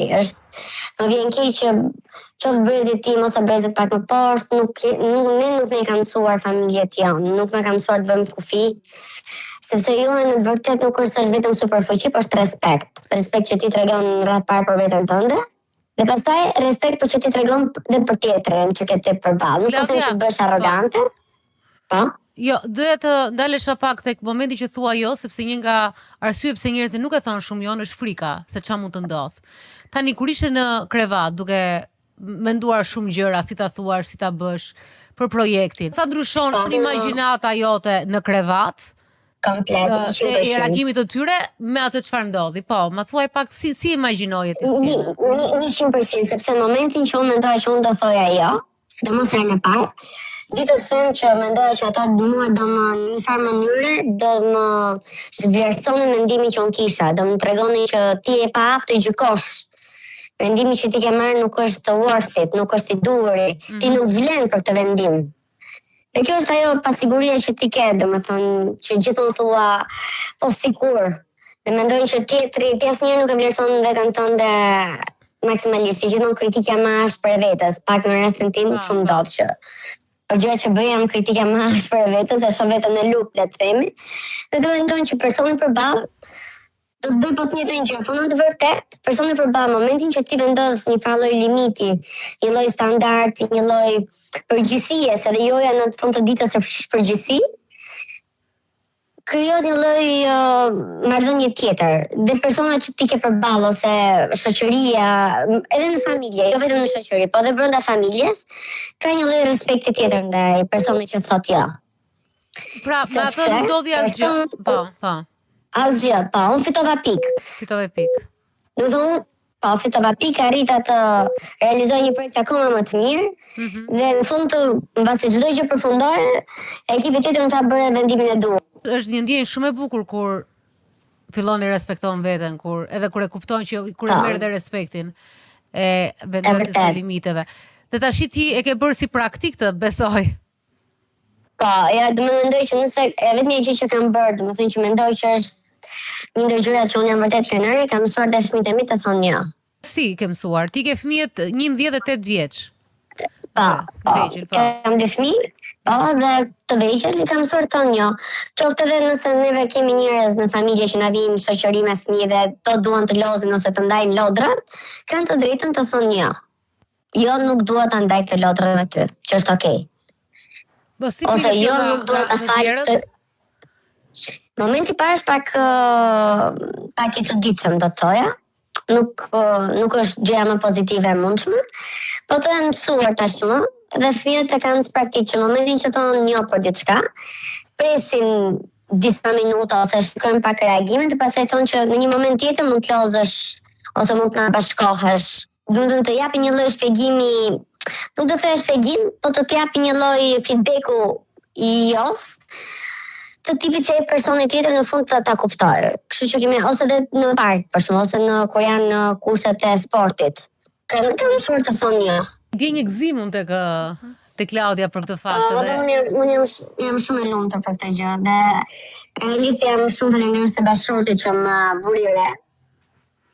Sepse unë shikoja, domethënë që përpëlitesha si peshku për të realizuar punë ose përgjegjësinë kur thoya dikujt dilja për te zonës time të komfortit, për të realizuar atë që kisha thënë, dhe në fund fare nuk vlerësohej, sepse sa kujtohet ndonjë situatë, më fal, që realisht ka ardhur, e ka mbushur kupën. Kjo sjellje qasi që ke ti. Kujton ndonjë moment për shembull që je ndjer keq me veten? Po jam të keq me veten për në punë, kur unë thoja për çdo lloj projekti ose për çdo lloj situate, merr përsipër pa mund ta bëjmë, po e realizojmë. Dhe në fund shikoja që unë punoja edhe më shumë orë, bëja më shumë projekte, i realizoja, i bën kohë dhe nuk merrja një lloj falënderimi në fund. Sepse kjo gjë që unë bëja për te kapacitetit tim ose mundësive të mia që dileja, që ndodhë me for granted, me si më shën. Se kjo pa mund ta bëj, nuk ka problem. Dhe nuk shifej si një vlerësim. Dhe në momentin që ti vuan me veten, pastaj thua pse s'më vënë re mua këta. Çfarë ka që nuk shkon, nuk kam bërë dhe këtë, kam bërë dhe këtë. Por problemi është që ne themi pafundësisht po për të kënaqur të tjerët. Kur vjen momenti që ti do të bësh këtë bisedën e qetë me veten tënde, të reflektimin me veten tënde, ti e të kjo gjë, po pse s'më vënë re mua këta, po unë kam bërë dhe këtë. Unë kam realizuar dhe këtë gjën tjetër, kam arritur këtu. Edhe tjetër kjo pjesa që, ora, diçka po bëj gabim, dhe po është vërtet, diçka bëhet gabim. Ka gjithmonë një jo. Dhe ajo joja është vlerësim për të dy palët, edhe për situatën, edhe për ty si person, edhe për palën tjetër kur ti i thua jo, për të gjithë është një lloj vlerësimi. Shiko, më bëri përshtypje se pak minuta para se ne të bënim këtë intervistë, unë para se fillonim regjistrimin sot programit, unë hodha një pa lidhje fare me temën sot, s'po e mendoja për hallet e mia si për Marse. Hodha një video të Obamës, të Barack Obamës, ish presidentit të Shtetit Bashkuar të Amerikës, që në një intervistë kishte thënë që mua më pëlqejnë ata duars, ata që e bëjnë punën. Pra ka njerëz ku kam punuar, unë tha, ku ka punuar në shtëpinë e barë si president dhe gjithandej, ka njerëz ta që duan të ulen të analizojnë gjën. Ka njerëz ta që janë shumë të mirë në gjetjen e problemit. Tha, po mua më interesojnë ata që thonë thjesht e ketë mbaruar. Dhe kur e hodha atë në Instagramin tim, që unë e hedhe dhe kështu indirekt për të bërë mesazh, për të çuar mesazh tek stafi im, kudo që janë jeto mesazhet, pra njerëzit që thjesht e bëjnë, e mbarova, nuk ka problem. Më erdhën mesazhet dhe thanë, po, neve që jemi të tillë, tha, na shfrytëzojnë shumë. Ne pumbaruarit, që ma lër mua se ta bëj. Pra është edhe kjo. Dhe mua në fakt u zgënjeva pak se thash që ore kjo është për se unë ku t'i gjej këta njerëz? Unë ku t'i gjej? Do ta ke një perspektiv tjetër. Në punë për shembull, se ka janë këto persona që janë duar art, punë mbaruarit, le të themi.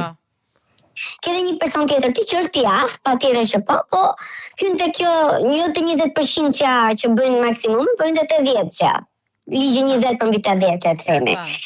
E ke vënë re ku ky personi që nuk është që bën maksimumin në punë, vjen të kërkon rritje rroge. Ti në një farë mënyrë e rikonsideron këtë personin, e konsideron edhe arritjen e rrogës, edhe ripozicionin atit në kompani.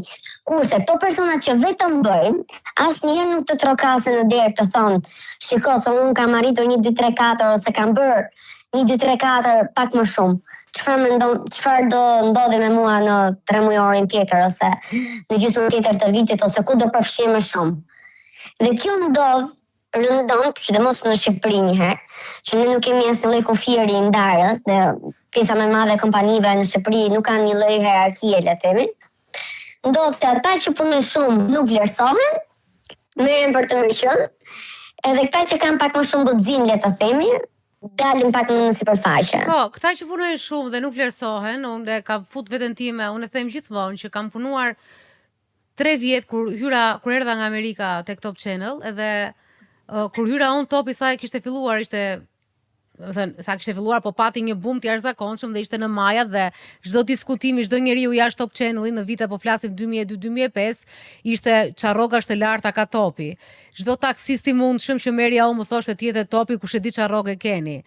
Sepse atëre u bë i famshëm edhe për blerjet me çmime të larta që bëri nga televizionet tjera. Dhe kur shkova unë atje, kur erdha nga Amerika, që erdha dhe me diplom nga Amerika, kuptimin me kulturë tjetër, me vizion tjetër, tërësi që u pa dhe rrugës, unë hyra me 0 lek, kalova në 150.000 lek, pastaj për çdo njeri që ikte, mi kalonin lekët mua.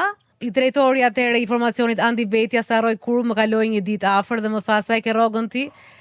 Me zë të lartë, se ishim si guerilla atëre, ishin të gjithë bashkë, motra vlezër. Dhe i thash 350.000 lek dhe qeshi me të madhe dhe iku. Ky ishte drejtori. Dritan Hoxha, i ndjeri, kur unë isha në Selanik që kisha shkuar me shpenzimet e mia se doja të isha pjesë e një samiti ku nuk ishte puna ime, ishte puna e gazetarëve të politikës, po unë doja të shkoja të isha dhe unë aty.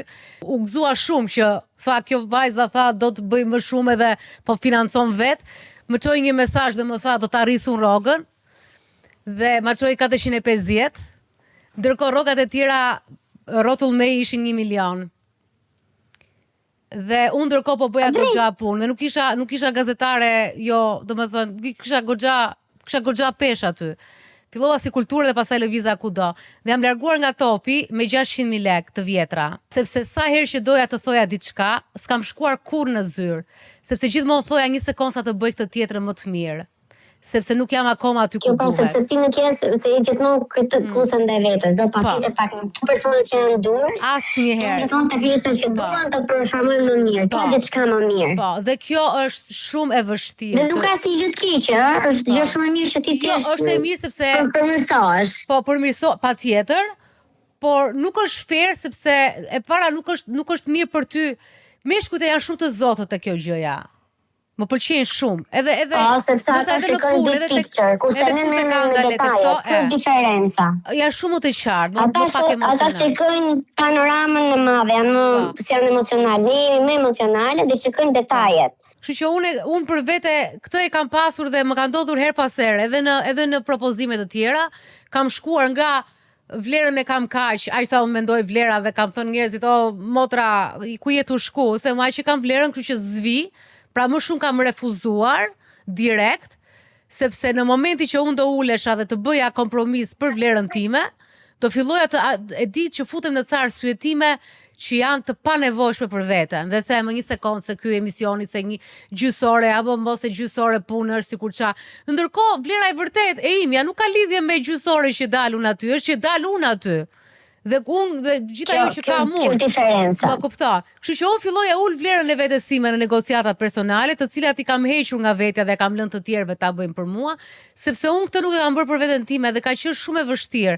Pikërisht kjo pjesa e të mos vlerësuarit të vetes aq shumë, sepse ti thua një sekond se s'kam dhënë. Një çik ajo e diskutuam pak më parë imposter syndrome, një çik kjo pjesa e frikës që nuk kemi mjaftueshëm aq mirë se ato kërkosh ti rritje rroge, po sa e do ti realisht. Po ndoshta ti do ofendohesh, u them unë ai 100.000 lekë marrë, po 100.000 lekë do iki unë aty se është dhe kjo mendimi tjetër. Po unë dua që ta meritoj, unë dua të bëj miliarder. Domethënë kisha shumë mendime në kokë, që në fund të ditës unë prapi ka me 600.000 lekë fitova nga eksperienca. Miliona kam fituar, patjetër. Kështu që këtë ta thash si parantese. E bën një shkollë të dytë. Këtë ta thash sepse e vura re që the nuk prita një faleminderit. Unë për shembull këtë gjë më ka shpëtuar kjo në jetë, që nuk kam pritur faleminderit. Dhe mua, në atë kohë e vuajta. Po, është mirë. Dhe në momentin që unë nuk e kuptova nuk e dija nuk dija të vendosja limite, prisja nga njerëzit që të më vlerësonin.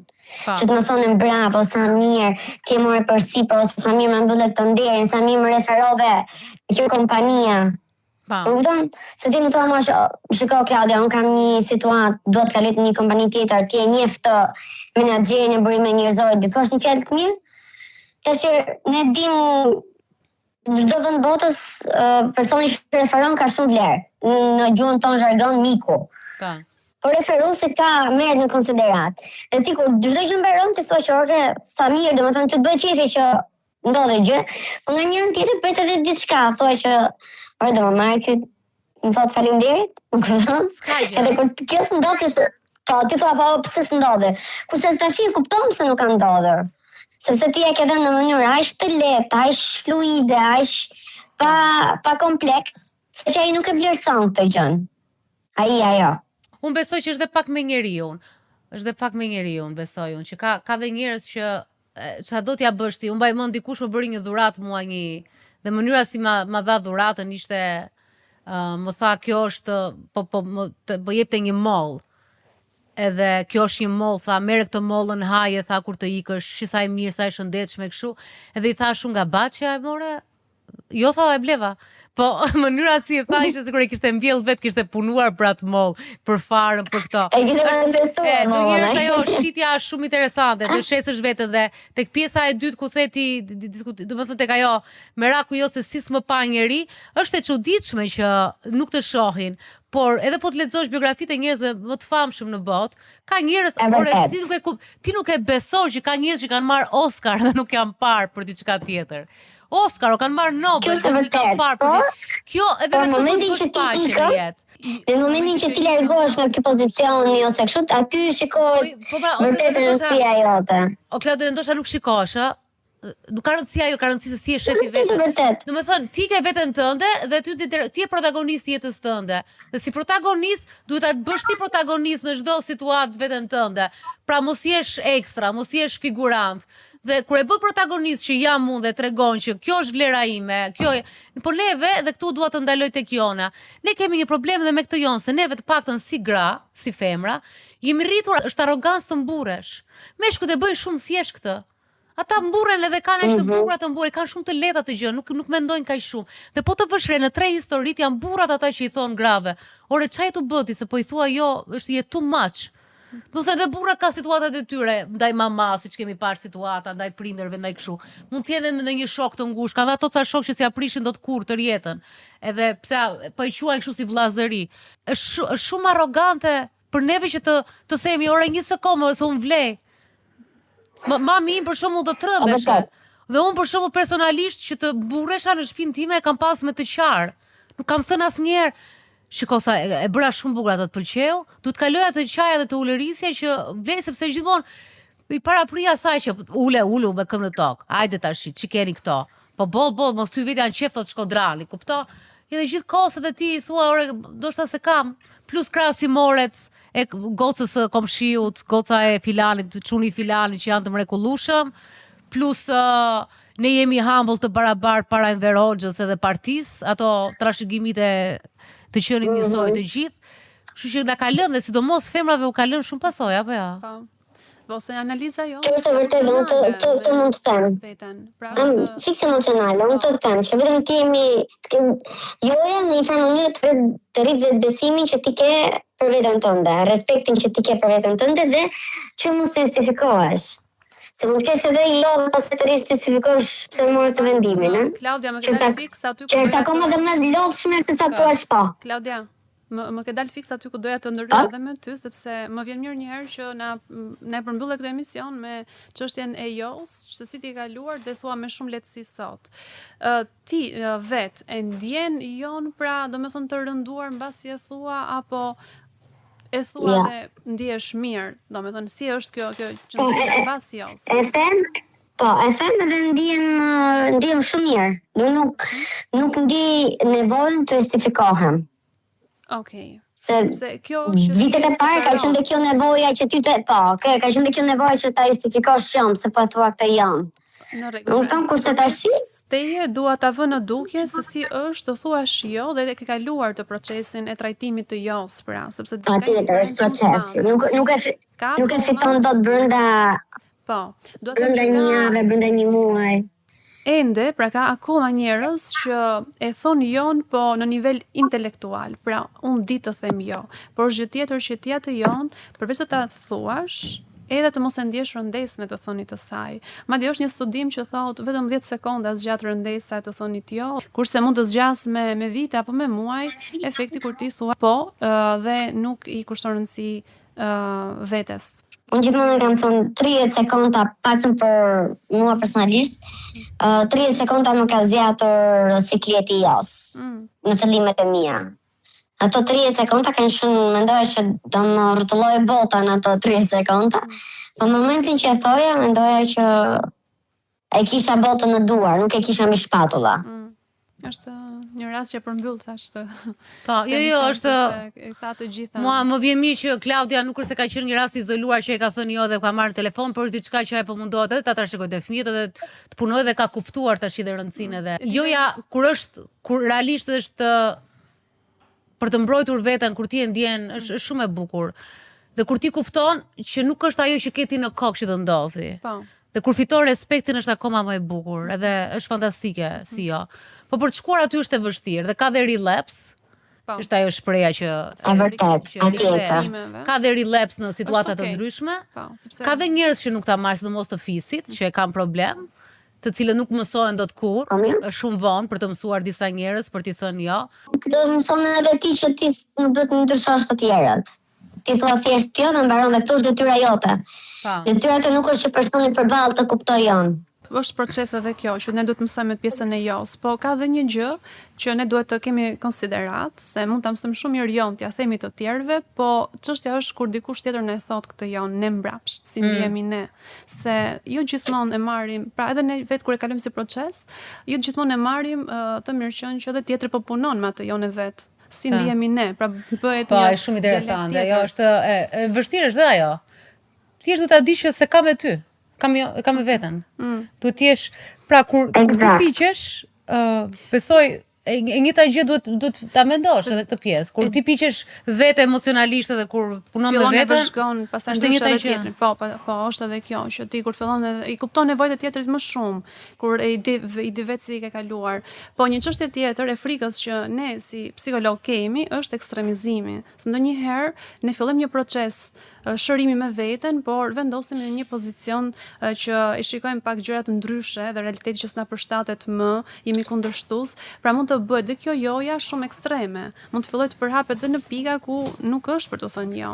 Pra duhet të mbrohemi edhe nga kjo. Nëse le themi prindrit tan e kanë shtypur veten e tyre në maksimum, pra nuk e kanë thënë jon. Ne jemi brezi që po mësojmë. Jemi në proces edukimi, do kemi këto relapse, rrethimet, të gjitha janë pjesë e procesit të trajtimit të atyre që na është dhënë. Po kemi edhe një brez tjetër që ne do edukojmë, edhe si do edukojmë. Pra është dhe çështja, a do kalohet kjo joja ashtu siç ne mendojmë se do kalohet, apo fëmijët do kenë filtra të tjerë të adaptimit me këtë jonë. Shiko, ka diçka me këtë që sapo the dhe shumë interesante, sepse unë personalisht mendoj, kjo është një dilemë që është gjithmonë, është kjo ajo që sapo përmenda pak më parë me rastin e bamirësisë kur angazhohesh plotësisht dhe pastaj i bën blok. E kam thënë gjithmonë në çdo intervistë televizion, e kam thënë për lidhje me profesionin tim, por vlen për gjithçka.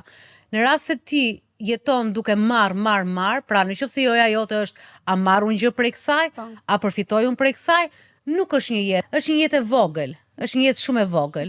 Është gati, më duket se ato që mbyllen në Mount Athos në Greqi, ato priftrin që për të qenë safe ata rrinë aty dhe mendoj që një pjesë atyre që jetojnë atje në atë vendi ku shkelin femra, janë pikërisht njerëz të cilët duke e ruajtur veten nga trauma që mund të kenë kaluar e gjëra, ka vendosur që ta ruajnë atë formë në formë ekstreme, të izolohen aty, sepse nuk duan marr unë gjë, a më intereson kjo, a si më bën kjo.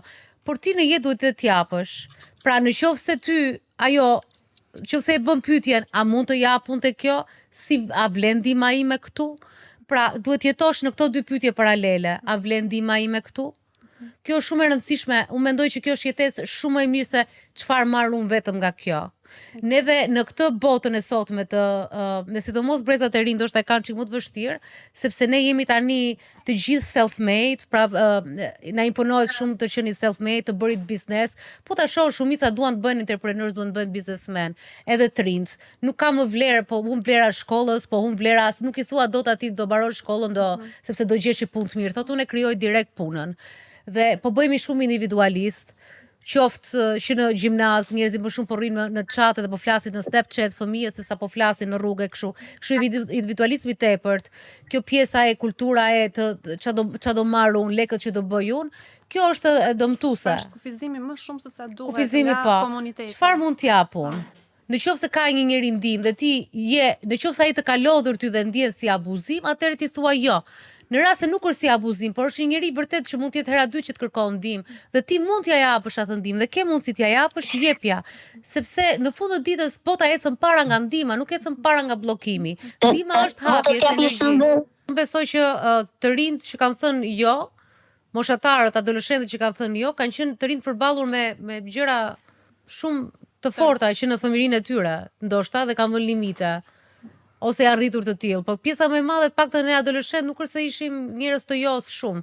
Ishim të përgatitur pa. Ishim nga natyra kurioz, absolutisht, tash në natyrën kurioze dhe ti akoma një fëmijë para 2 vjetësh kur je adoleshent, 2 vjet më para ke qenë fëmijë. Kështu që nuk e ke të zhvilluar trurin tamam, duke zbuluar botën, duke zbuluar veten, nuk i thua jo as të dalurës natën, fshetas. Pra rreziqet joja adoleshente është ajo që në fakt e bën adoleshencën shumë të bukur, edhe të rrezikshme, po e bukur me rreziqet e veta. Kështu që ka dhe ajo është proces ai që ne nënat jemi me gjak të ngrirë gjatë gjithë kohës për këtë procesin kur fillon e ndodh. Por unë adoleshencën time unë të kisha vdekur 50, nuk e di sa herë të kisha vdekur në adoleshencën time, mos kisha fat. Për gjithë budalliqet dhe jo që stoshim, për udhëtime idiote në mes të natës, hitchhiking, autostope, e shumë budalliqe tjera, kështu që ajo është pjesë e kuriozitetit, e zbulimit dhe e dëshirës për të qenë liri dhe për të vendosur të marrë ti vendime, sepse joja më e fortë ka qenë nga prindrit, në momentin që jeni në tutelën e prindërve. Kështu që ti do bësh të kundërtën e prindërve, derisa pastaj vendos limitet. Sa më shumë neve flasim, më shumë dalin dinamikat edhe të sqarimit të jos, është edhe rasti i modelit të prindërve, se si një prindër kontrollues, shumë dominant, nuk ja mëson dot fëmijës vet, sepse ai vetë ka vendosur, edhe fëmia fillon edhe e merr këtë miratimin edhe dëshirën dhe nevojën vetëm nga prindi. Dhe prandaj ka të vështirë. Pra kemi edhe rastin kur fëmijët bëjnë viktim të mos thonit jo nga mënyra se si rriten nga prindrit. Nga prindër që janë strikt. Po. Ato që kanë qenë gjithmonë strikt s'ka funksionuar fare. Kur janë shumë kategorik. Ose kanë qenë më të mbyllur se ç'duhet dhe pastaj kanë shpërthyer më vonë, ose kanë qenë komplet rebele, ndërkohë që për shembull moshatarët e mi që kanë qenë rebele apo ju futën drogë ose kështu, prindërit vet kishin ca mënyra edukimi që ishin skandaloze fare, që shumë më tash pra u mendoja që babi im ishte jashtë, por që donte të shkojnë në shtëpinë orën 8. Kurse ata ishin jo mbyllen në banjo 3 ditë, jo çoje, nuk e di, kishin ca lloj metoda shumë të çuditshme dhe këta rebelonin më shumë, sepse çdo gjë duhet të ketë logjik edhe shpjegim. Po s'bën sens, u bën sens, sepse në momentin që s'ka logjik ai nuk ta respekton ty fare atë gjë. Është aja e komunikimit njerëzor. Ma shpjego, të bëj sens për mua, është okay dhe unë do ta kuptoj. Këtë e bërë edhe me gocat e mia. Kur s'bëj logjik, nuk bëj sens dhe ato më tallin, më marrin para. Po, joja duhet shpjeguar kur jemi fëmijë. Çdo gjë duhet shpjeguar, Dhe se s'dua unë. Ne jemi rritur nga prindërit thoshin s'dua unë. Po kush je? Do të thonë shpreha më e çuditshme shqiptare, më e çuditshme. E një brezi tjetër, se nuk dua unë. Po ç'lidhje kam me ty? Unë jam 14 vjeç, ti je 34, kupton? 40. Ç'lidhje ka eksperjenca ime me tënde? Kështu që kemi bërë lëm çdo gjëra edhe shumica e gjërave jona shkojnë back në gjithmonë aty ka një fillim. Gjithmonë ka një fillim. Ka dhe një fillim para fillimit. Para fillimit. Kodet gjenetike. Po. Është interesante shumë. Klaudia, unë falenderoj dhe më vjen shumë mirë që ti tashmë je çliruar nga kjo gjëja. Edhe të uroj që të falenderoj për emisionin. Po. Mos haro gjithmonë, siç kontrollon edhe jep, merr dhe jep. Patjetër. Ligji natyrës. Po nuk do të vinë. Patjetër. Falenderoj shumë. Shumë kënaqësi. Okej, pra ishte një diskutim i gjatë për Jon edhe e çfarë besoj në fund, e ke parasysh duke përfshirë edhe veten time. E ke parasysh sa njerëz që fillojnë ulirasin papritur, që emocionojnë, ja nuk dua të ta bëj, të më lini rehat. E parasysh sa njerëz, edhe të them gjithmonë këta janë njerëzit të cilët kanë thënë shumë po. Dhe në një moment është si ajo puna që tham në fillim të diskutimit, që si ka mundësi që gratë ose ato njerëzit ndahen në familje, mbasi kanë thënë tërë jetën po ta bëj unë edhe në një moment se na lodhët apo si ne na arrin nga gjyshi që thoshin më çmendën. Më të paktën gjyshet e Jukut e kanë këtë. O çu çmenda. Po pse e merr telefonën nëna, pse del? E po t'ia prish tash, po ku merr vesh ai budalla? Kupton pse për motrat vllajn.